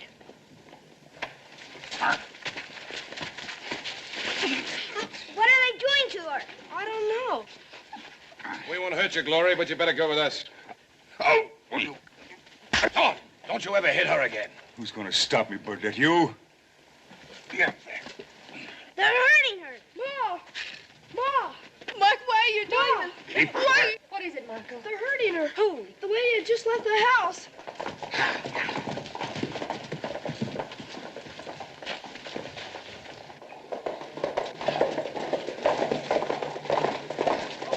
Carl, they've taken that girl away. I gotta get to town, get help. It was just a bare rock farm. Man had to take a chance. His wife, his boys. You boys stay here in case your pa needs something.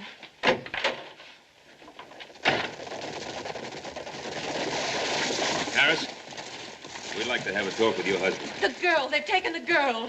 The girl? What girl? I don't know her name. She works in the saloon. You mean Glory? You gotta help the killer. Mrs. Harris, just try to calm yourself and tell us what happened. It was that man named Thorne. They were beating her. Hey, who's with Thorne? The man he works for, the one that wears the fancy clothes. 2 men beating up on a girl? They rode out of town. Thorne had the girl. Adam, I was wrong about him. I'm sorry. Forget it, younger brother. Well, what do we do about the girl? We find her. Don't we, Pa? Yeah, we find her. Come on.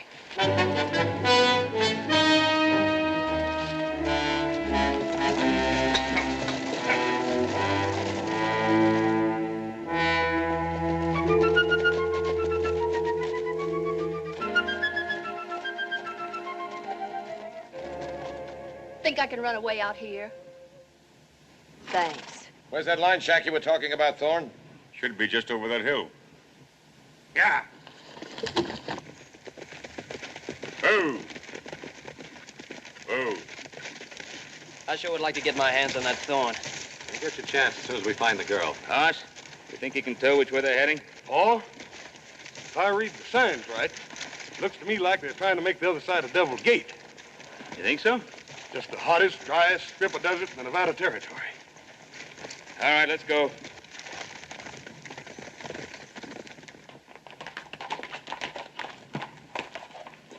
This is Devil's Gate, isn't it, Thorne? Yeah, it sure is. Where's the shack? Just over the ridge. You sure? It wouldn't make much difference if I wasn't, would it, Mr. Burdette? Why don't you kill him, Burdette?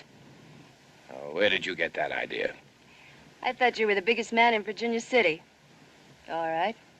Prove it. Kill him.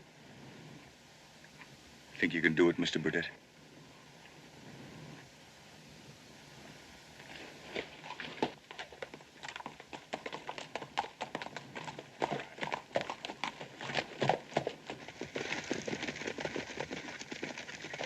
You're right, horse. They're headed for Devil's Gate. Wait a minute, little Joe.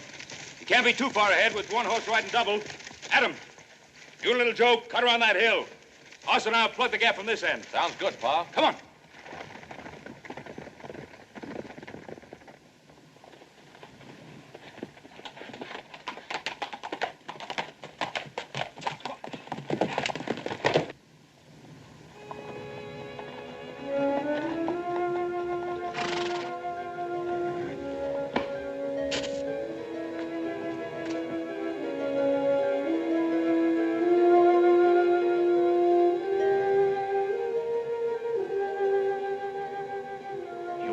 Thorne, I should have known it. Now, why would I do anything like that, huh?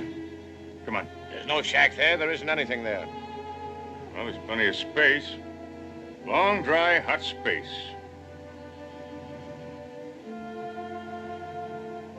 Want a drink, miss? Of course, it ain't none of that fancy whiskey like you used to having. I don't want anything from you. Good, because that's exactly what you're going to get. Is that what you were planning, Thorne, to turn her loose in that desert without water? She's the only thing between you and me making a real killing partner. I'm going to kill you, son. And just how do you plan to do that, Mr. Burdette?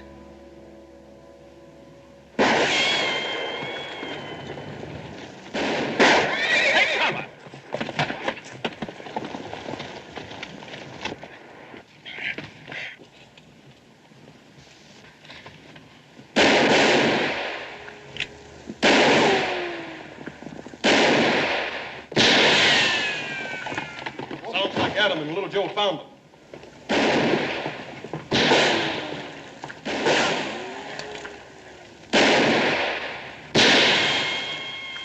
You got a gun, why aren't you using it? You look worried, Thorne. I don't remember you looking that way before. They'll kill you, you fool. You want to get killed?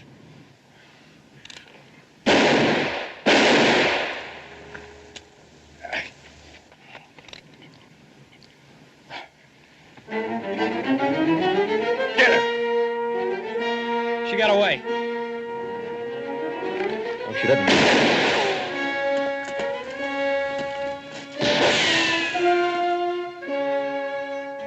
Use that gun. Use that gun, Burdette! You knew about me all along, didn't you? I didn't fool you for a minute. Not very many men fool me, Mark. I didn't either. That's what's important to me. You saw what a fake I was right from the start. Not a fake. Just a man reaching for the moon. Or anything else a million miles away. $1 million miles. $1 million. Same difference, isn't it? You coward, you fancy pants coward, you...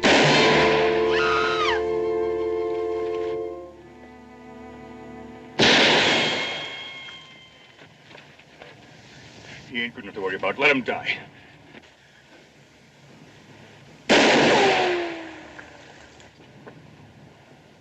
I said let him die. Let me go! Come any nearer and I'll shoot her in the back.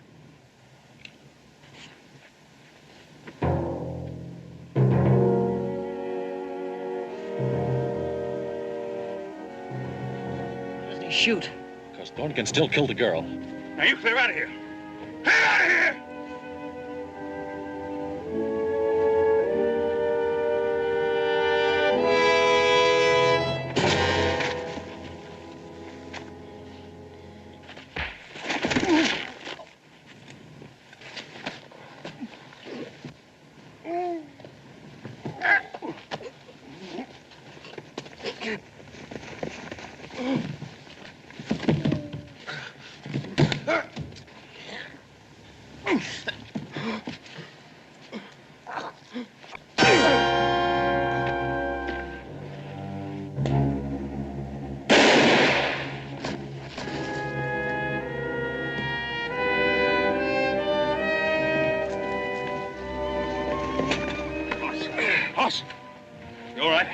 him.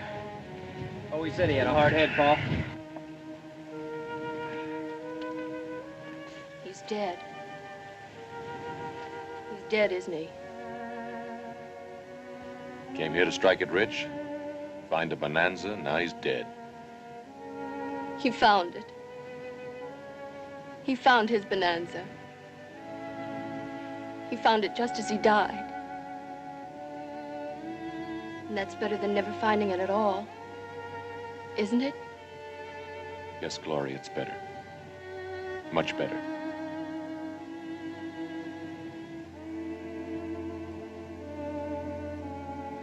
One place or another, there'll always be a Mark Burdett. And for everyone like him who makes it, 1,000 will fail. But then, what 1,000 to 1 odds for a man who looks up into the sky and sees a bonanza?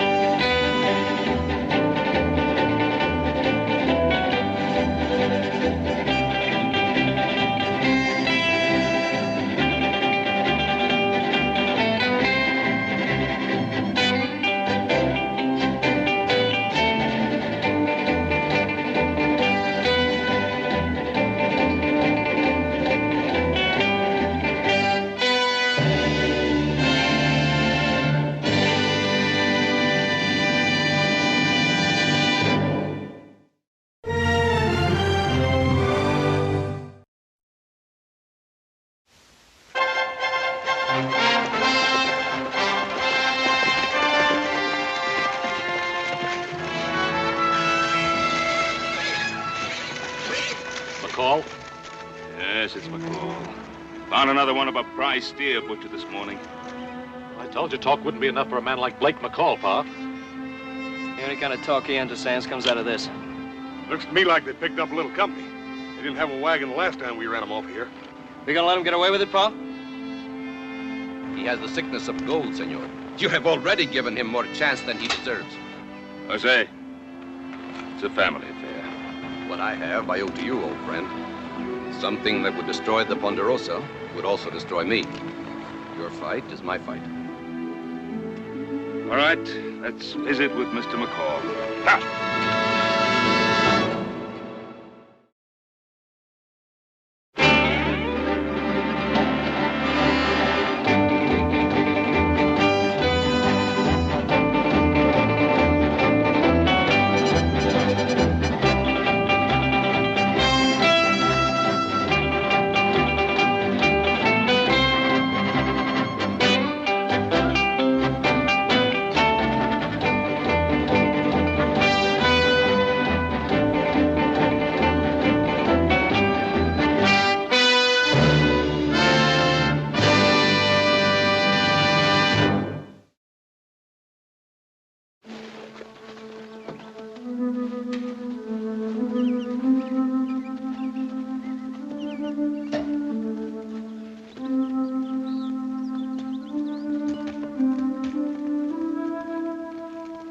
Well, we're on the Ponderosa, John.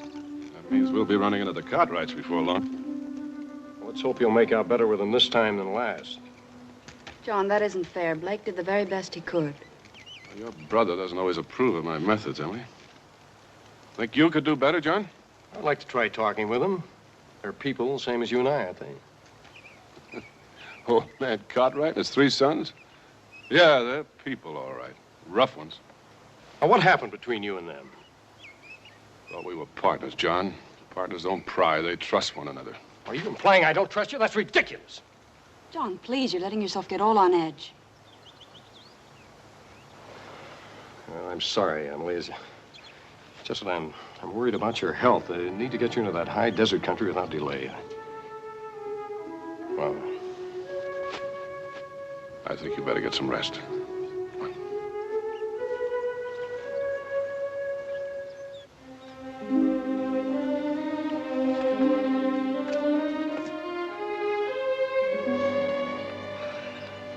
What's the matter, McCall?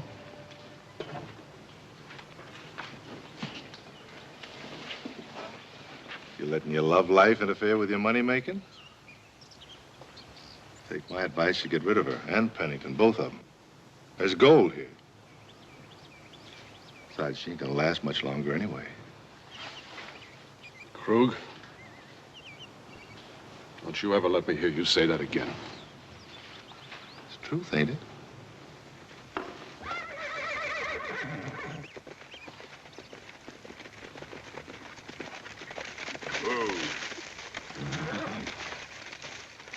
Well, I'd say we were flattered to have the great Mr. Ben Cartwright pay us a call. My name is John Pennington.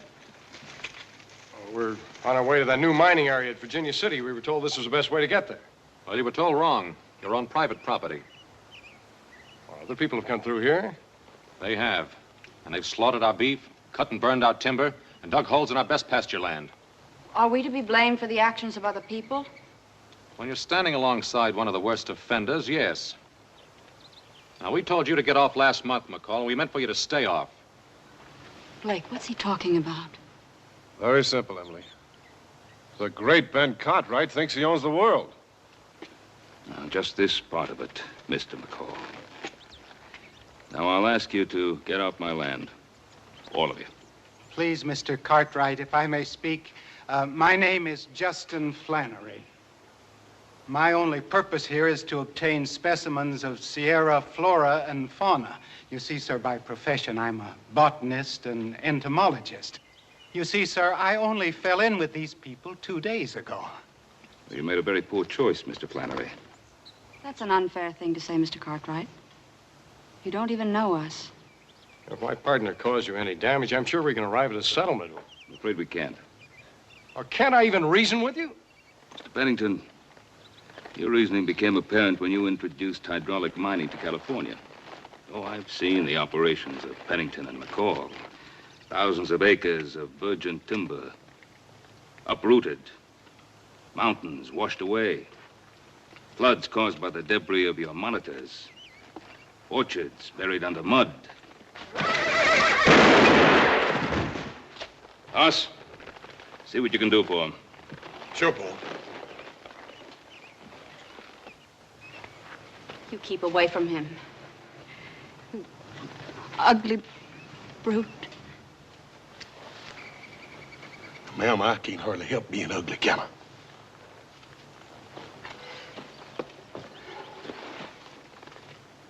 He ain't even hurt bad.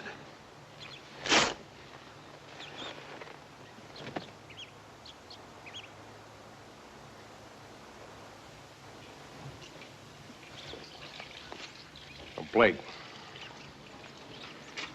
Now, nobody could be as unreasonable as these Cartwrights seem to be. You must have done something to turn them against us. Well, you don't have to do too much, had those Cartwrights turn against you. All right, maybe we did cut down a couple of their precious trees and Krug shot one of their cows. Believe me, it was an accident. He thought it was a deer. Well, that's the kind of accident we could do without, huh? Now, be a little more careful next time, will you? Now, look, John. I don't tell you how to run the office. Don't tell me how to run my end of this partnership. Blake. I wish you two wouldn't quarrel so. You're really in love with him? Well, you and he are all I have left. That's why I don't want any trouble between you. Don't worry, Emily. Blake and I get along fine. The main thing is to get you into that drier climate without delay. Now, you go back in the tent and get some rest, huh? That's right. Just get some rest. 2 hours in the morning, 2 hours in the afternoon. Don't exert yourself. Just sit and look pretty. John? Huh? Do you think there's any hope? Oh, of course there's hope. If you keep believing, you'll get well. Just as I have to keep believing I have a right to love? I have to keep believing that, John. Because if I couldn't, I'd want to die.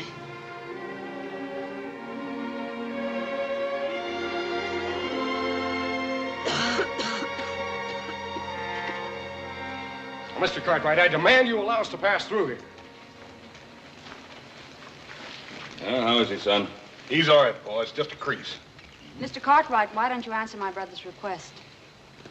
Why are you so unreasonable? Why am I so unreasonable?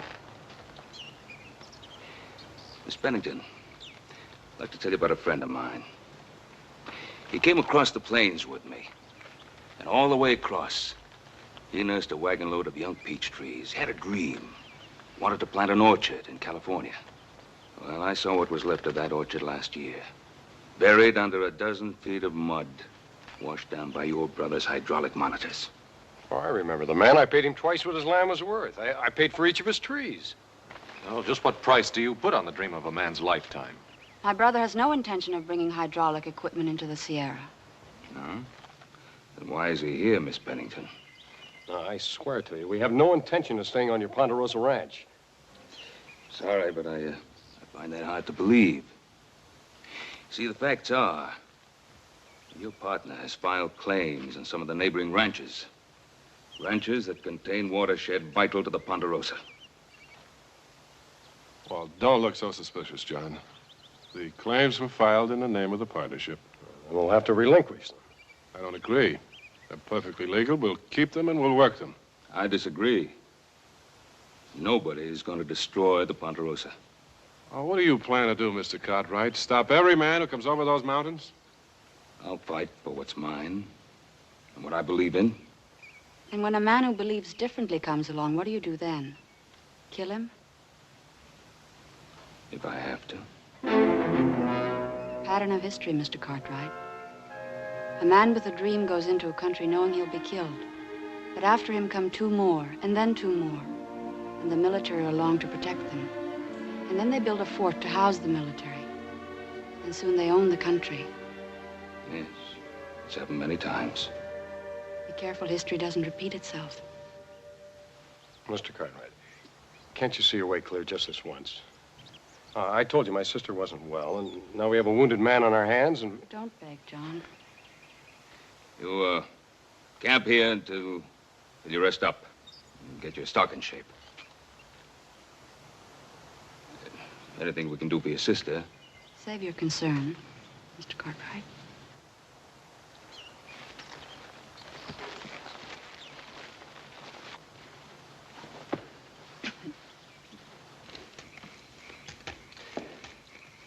Blake, why didn't you tell me about these claims? Well, I meant to, John. I just didn't get around to it. You were supposed to be following through on that assay report in the Washoe. Now, John, we have as much right to this watershed land as Cartwright has. Do you know what hydraulic operations would do to these hills? I don't care what they'll do to these hills. I just want the gold in these hills. You'd do just about anything to get it, wouldn't you? Blake, why don't we just forget about it and go on to Washoe the way we plan? Well, now, that's easy for you to say, isn't it? You and your brother both. Sure, your father left you a mining company and $1 million to play around with. Blake, what's got into you? Just this. I want to make it clear that the only thing my father left me was a bunch of debts and bruises on my back. What I got, I dug out of the ground with these hands, and nobody's going to stop me from digging out more of it. It's not important. I've told you that before. It has nothing to do with you and me. No, doesn't it? What do you spend your time talking about? That fine mansion where you were raised, the servants you had, the beautiful horses. Well, you're the one that always asks me about those things. You say you like to hear about them. And you like to remind me that I never had them. Blake, that's not so. Just a second. John, please. You said that you loved me. I do, Emily. More than anything else in the world. You're everything I've ever wanted. And those things don't matter. Just give me a chance to get well. And just give me a chance to be everything that you want me to be.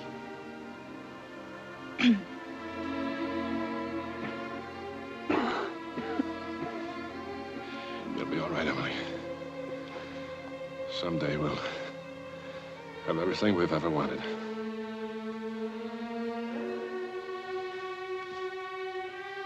So you gonna let old Ben Cartwright back you down, huh? Who says so? Pennington. You take your orders from Pennington? Well, now, you know, I was beginning to wonder about that. A few years ago, when I first knew you, there was no doubt about it. I took my orders from you. You still do. Oh, sure. Maybe when you two get married, you can use your wife's money to keep me on the payroll.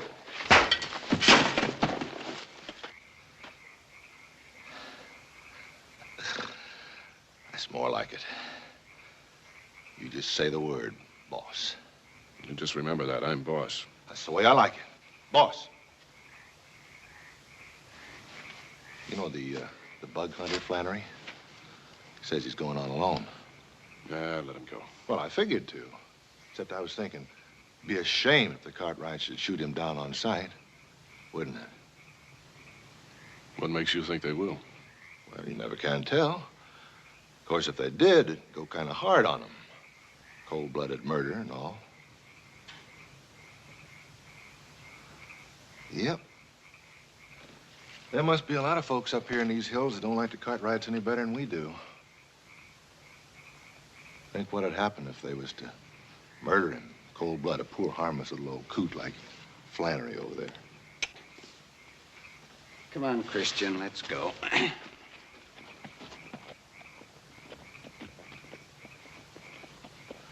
Think I'll take myself a little ride. Crude? Yeah. Where? In the Cartwrights' front yard.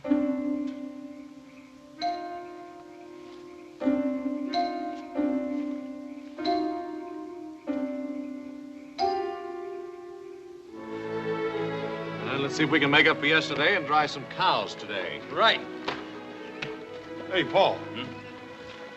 Ain't that bug hunter? Yes, it's Mr. Flannery. Do you want me to run him off, Bob? No. That's all right.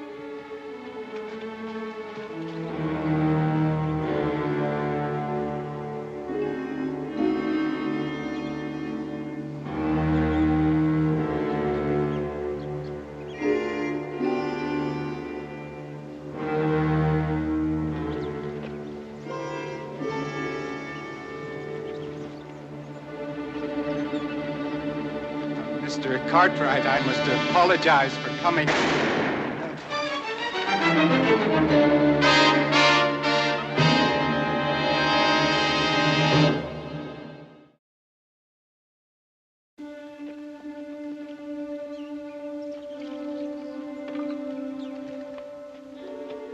Cartwright coming.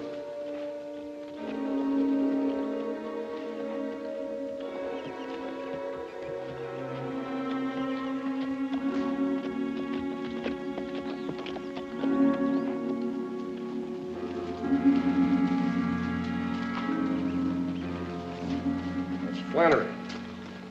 He was walking toward us. And he was shot from behind. How'd it happen? An unarmed man whose only crime was setting foot on your precious ground. I wouldn't do that.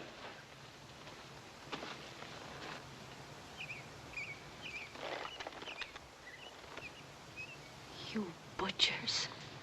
All of you. You're quick to accuse, Miss Pennington. But wasn't it you who mentioned about a man being sent into the enemy camp in order to be a known casualty? This was a planned murder. Someone here is guilty. Well, now, who do you think's going to believe you? If decent people in this part of the country hear about this, they're going to ride on your place and wipe out the whole stinking Cartwright clan.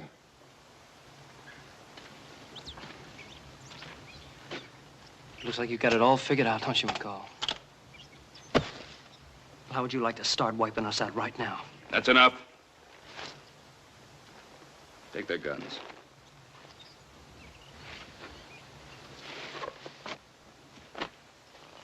What are you going to do? Kill us too? You're going back to California. All of you. Oh, you're drawing a pretty fine line on murder, aren't you, Cartwright? And we're out of supplies. I told you my sister's sick. And you're going to make us go back through that country without food and guns and our stock worn out? Oh, isn't that murder? Mr. Pennington, Paul wouldn't do that. We brought along fresh stock and supplies by mule pack. I'm going to be riding along with you. You? As our guard? Well, no, ma'am. You see, I'm going to be going along to make sure no harm comes to you. Ma'am, I wouldn't hurt you. Not for nothing.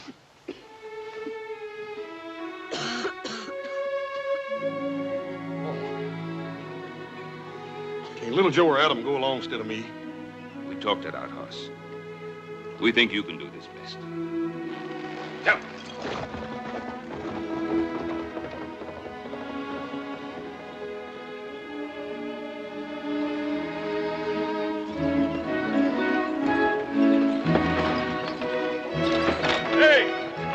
Careful what you're driving, you hear? Ain't no use in making it any rougher on the lady than you got her.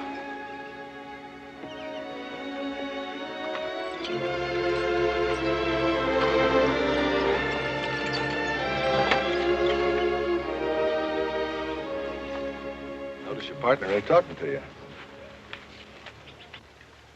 course, I never could figure you and him being partners in the first place. Not that I blame you none. Got some money out of it. Pretty girl. Krug, you're gonna push me once too often. I am? I don't mean to. As a matter of fact, I wanted to talk to you about maybe working out a partnership on them claims you filed. What makes you think I'd want to share with you? Well, I was thinking about you and that bug hunter. I didn't kill him. Oh, I guess you didn't. You're just about as responsible as if you did.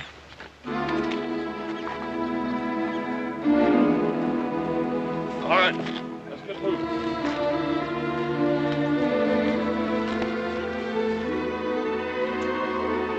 Well, you have to admit I do pretty well with what I have.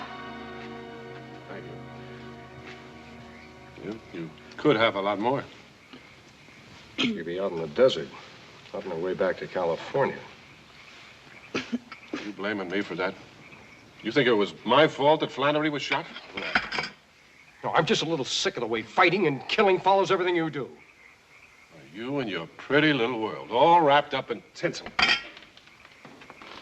How do you think I got that land we hydrauliced in California? You sat back in your plush office while I went out there and fought for what we had, every inch of it. Aren't you forgetting why we're making this trip? Well, didn't we agree on it?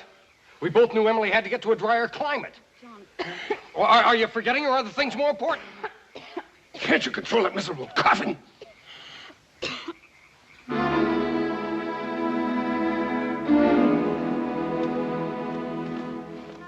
These fir branches will make a good bed for you, ma'am. You just put them in the ground with the needle end up, and you'll sleep a lot better. The smell of that fur will be good for that cough, too. Night.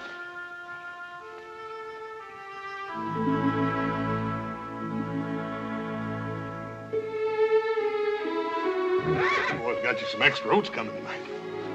Long, hard climb we had today. But you're gonna feel a lot better as soon as old horse gets you all scrubbed down here. They like for you to talk to them and makes them feel good.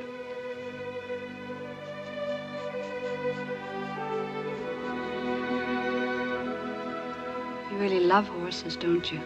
Oh, yes, I like all animals. You can trust them. But you can't trust people?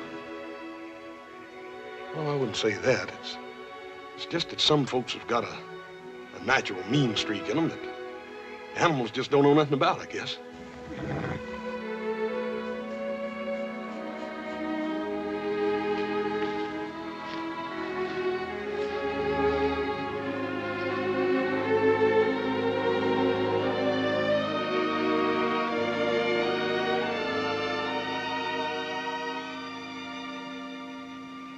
Giving it up? Well, what do you expect me to do? That big moose could break your back with one hand. Yeah.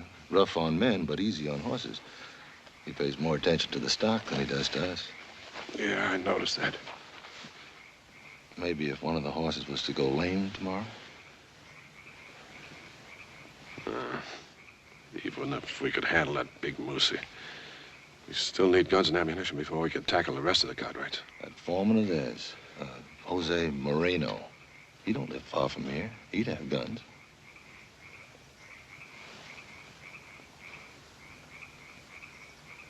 What about Pennington and Emily? Well, now, that's your problem. Me, I'm just a simple man. All I care about's the gold.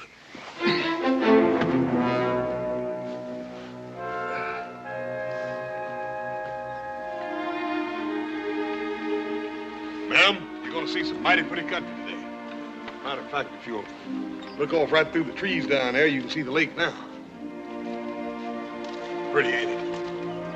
That off horse over there's got a mighty tender mouth, so don't go sawing the lines too hard, you hear?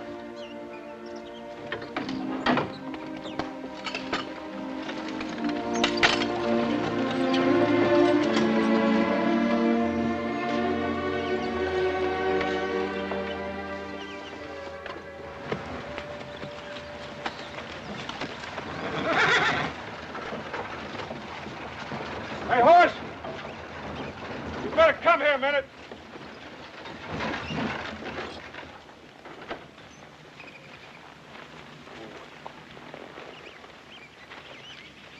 What's the trouble? Horse has gone lame. How long's he been lame? Oh, about a half hour, I guess. Why didn't you tell me?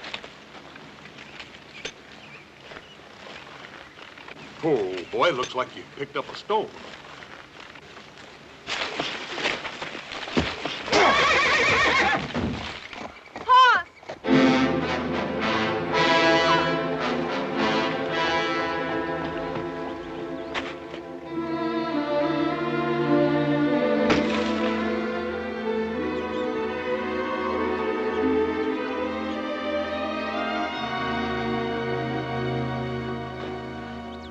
Now, either you get the guns from Marino your way, or we'll get them our way.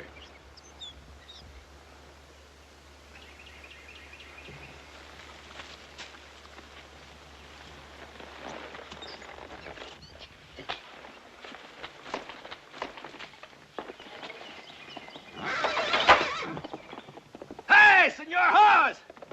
My good friend, I'm so glad to see you.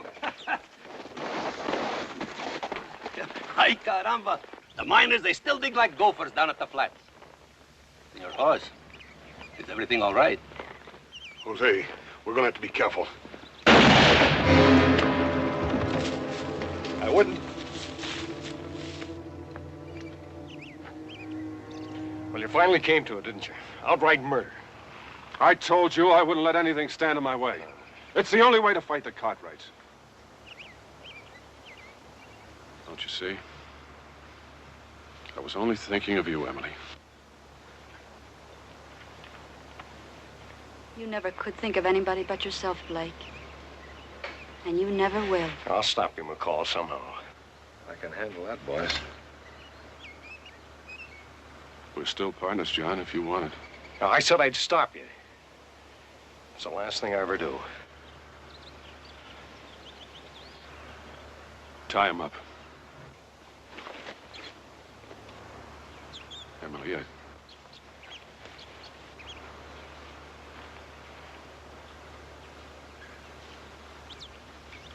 come on.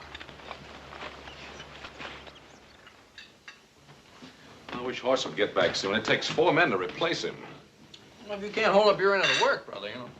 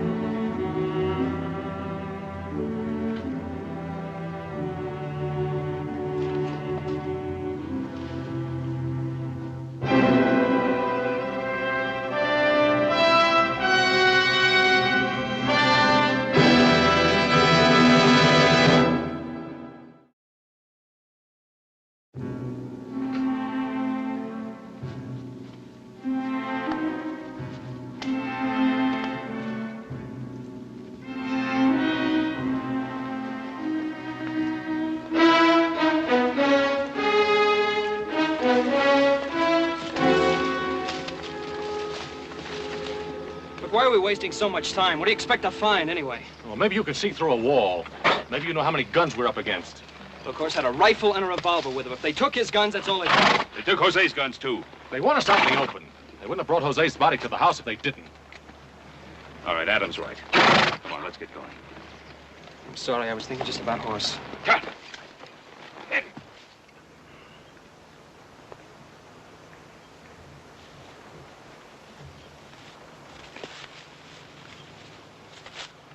Mighty unhappy, man. What you need is a little loving to cheer you up. Oh! Leave me alone!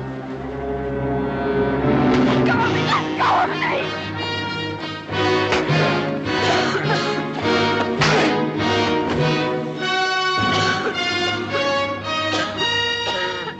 Never mind me. Get Emily out of here. Go on!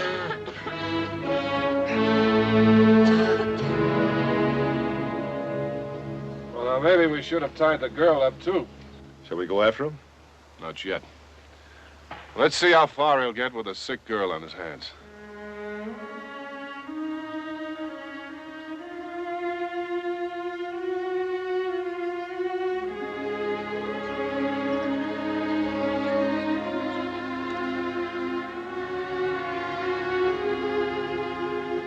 It's all right. I'm right here by you.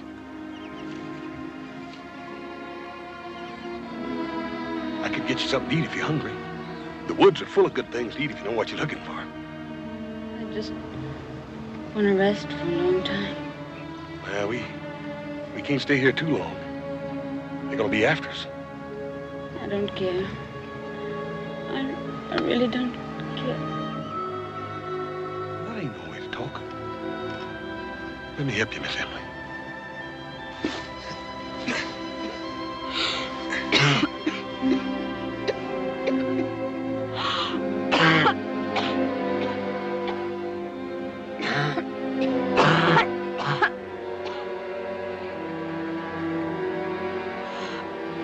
Get away from me, can't you?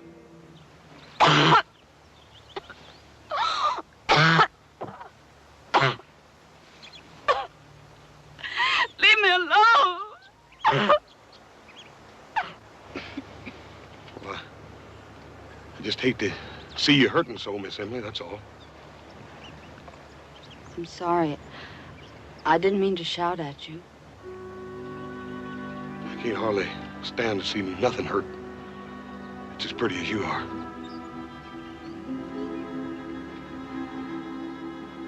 Now, you stay right here. I'm gonna take a look around.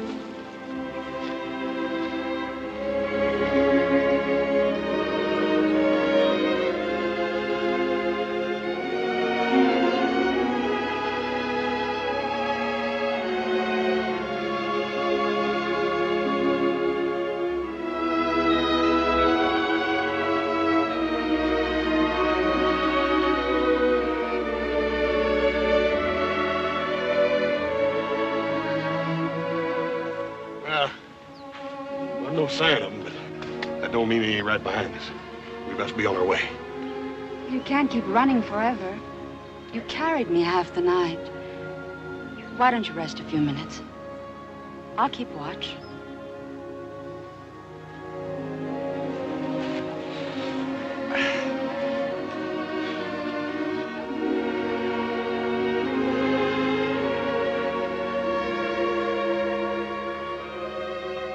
Do you really think I'm pretty?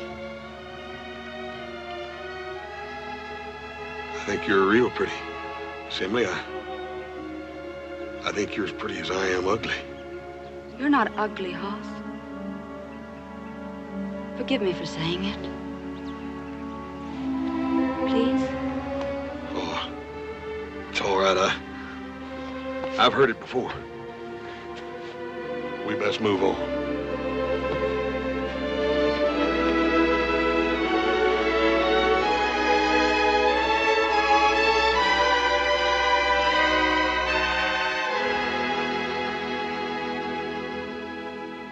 And by what right does a murderer like old man Cartwright tell you where you can mine and where you can't?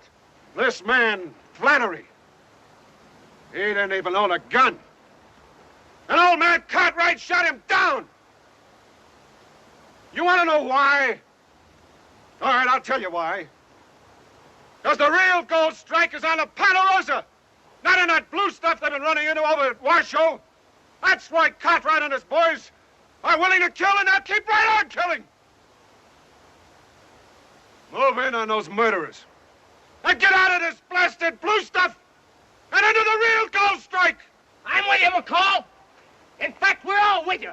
Right, boys?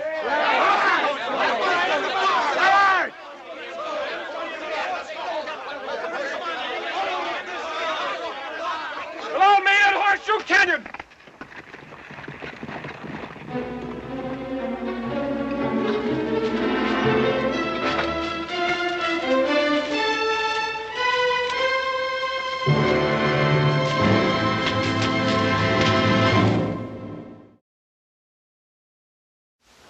It's working out better than you hoped for, boss. Old man Cartwright and the two boys, and they're coming in alone.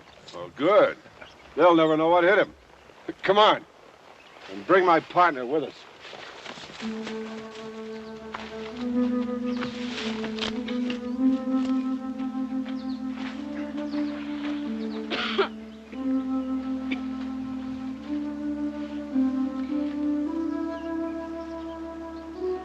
Horace, I'd like to explain to you about Blake McCall. You don't have to explain nothing to me, Miss Emily. You see, I only saw the good side of him. Well, I reckon that's the way it is sometimes. You look at a cactus and you see a rose, because a rose is what you want to see. I don't reckon there's anything wrong with wanting to see something good and pretty. Sometimes I even do that myself. I get sort of lonely-like, and I look for good and pretty things. What sort of pretty things do you look for? Well, if it's a springtime, there's this canyon I go to. It's plumb full of dogwood, and there's 1,000 blossoms on every tree. There's a smell of the damp leaves in the air and little ferns around on the ground. Sounds lovely. I was hoping you'd say that. Why? Because it's sort of a special place for me, and well, I'd like to take you there. I'd like to show you the little gold-back ferns. You press them on your hand, and the gold comes right off just like it's stardust right out of the sky. I ain't never took nobody else there. But I'd like to take you.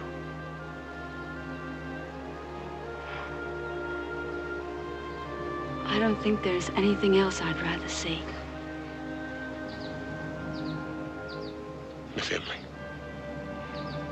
I want you to stay right here on the Ponderosa.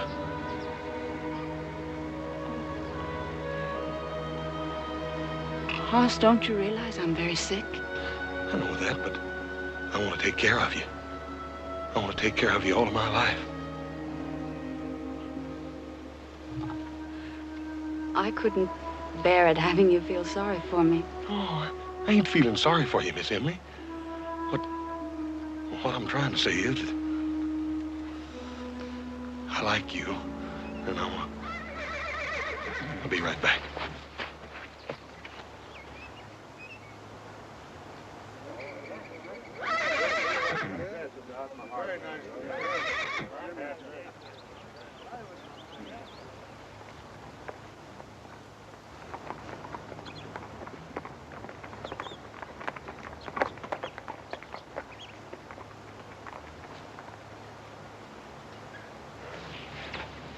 Hoss, what is it? It's Pa and Adam and little Joe. McCall's got at least a dozen men down there. Pa and them don't stand a chance. I gotta stop it. Hoss, you can't. You'll be killed. Miss Emily, I gotta. You can't go.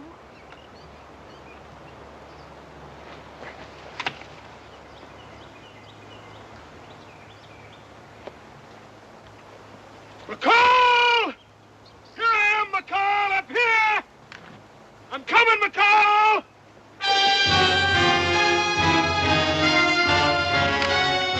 Hold your fire. Want to tip off old man Cartwright and his boys?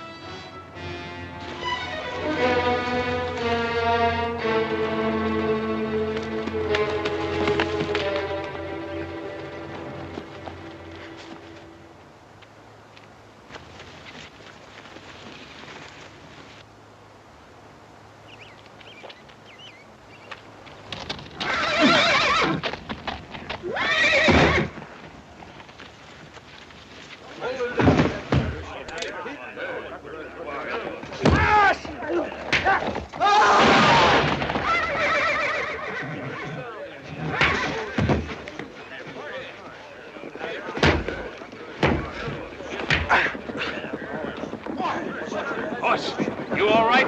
Yeah, boss. Well, Hoss, looks like you have things under control. Yeah, reckon I sudden lost my temper. All right, you pen jumpers. Get back to your diggings. It was McCall's idea, Mr. Cartwright. I didn't want no part in it. Get off this land, all of you. Yes, Move. sir. Yes, sir. All right, Pennington. Paul, wait a minute. Little Joe, you got it all wrong. Mr. Pennington here saved my life. Well, Pennington, I guess we owe you thanks. Thank you. Is Emily all right? It's fine.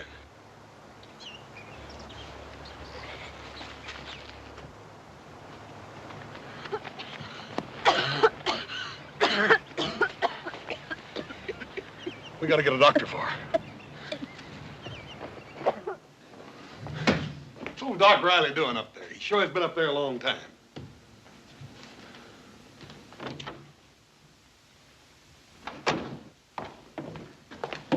Well, how is she, Doctor?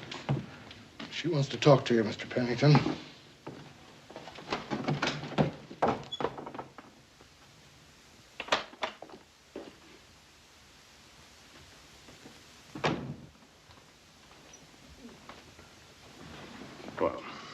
Well, what did the doctor say? What the doctor had to say isn't really very important. Would you take that? I'd like to go back to San Francisco. What? Emily, you know what the doctors there told you. This is the climate for you. Why, in 3 months' time, you'll be completely recovered. John, you know better. Oh, I don't know better. I refuse to give up. It isn't a matter of giving up. It's being able to face the truth. I had to face the truth about Blake, and I think that makes it much easier for me to face this. I'll find another doctor. Well, I'll do something. No, John.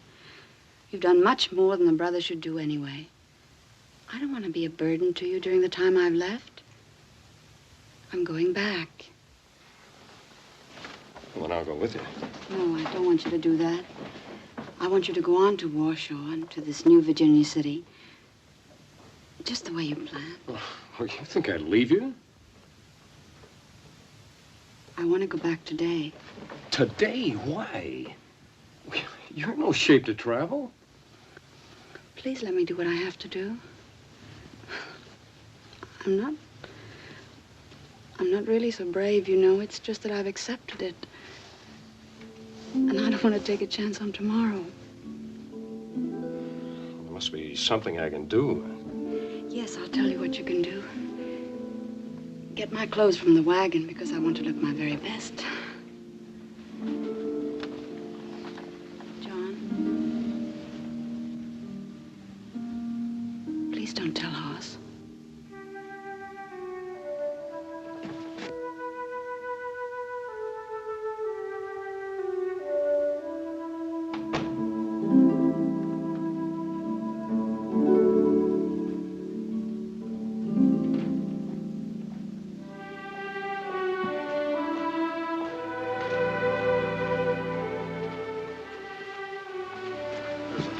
There's a wagon train crossing the Sierra into California, and the wagon master's going to meet us down at Truckee Meadows. You take good care of her. That'll be fine, Hoss. Thank you.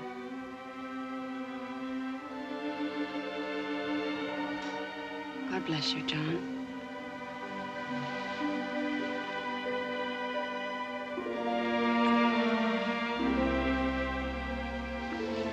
Brian.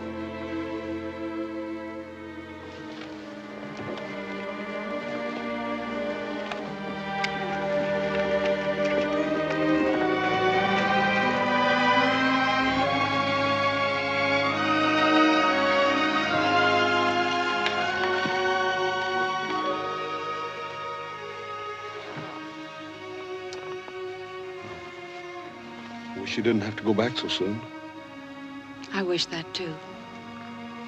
Maybe I ought to go along with you. No. You're needed on the Ponderosa.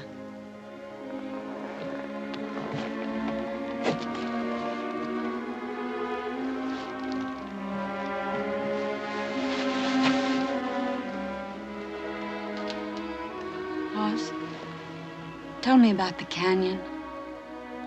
And the dogwood in bloom. I ain't so good about talking about it. The goldback ferns that you press against your hand. And the gold comes off just like it was stardust right out of the sky. Come back this spring, and it'll be there just like I told you about it. Will you come back? I'll take you there.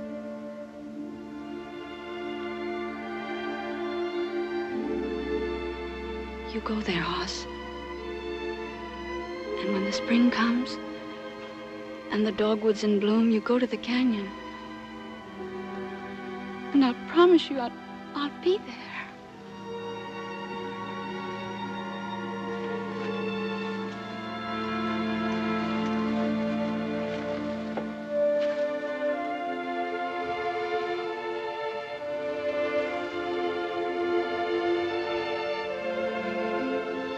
I love you, Hoss.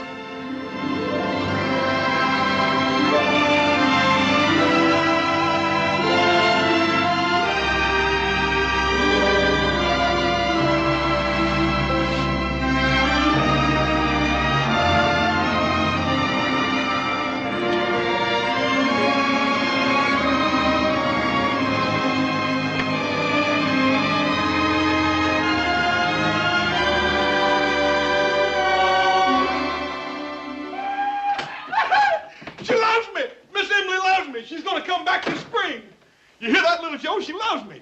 Me, old Hoss. I'm gonna get mad, little Joe.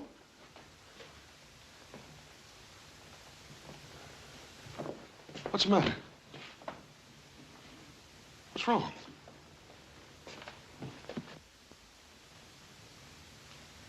What have you been telling these people? You must have known Miss Pennington was very ill. Hoss, you quack. If you told her something... Do you think it's a pleasure for me to tell a dying girl she's got only 1 month to live?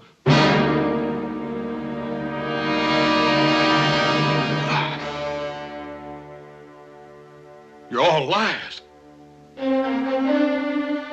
Paul, make them tell me they're lying.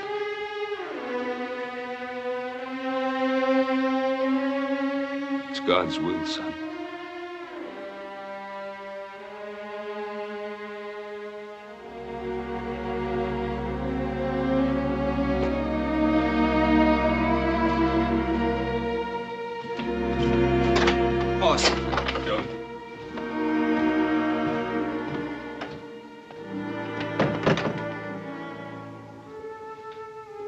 Son,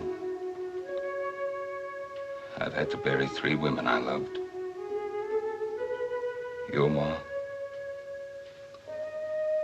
Adam's, and his. For a while, it's a hurt you have to bear alone.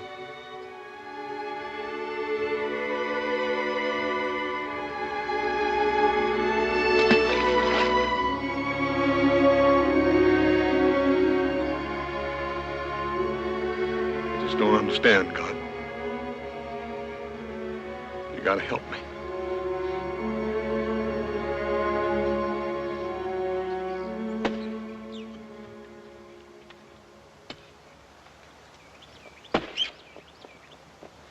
Huh?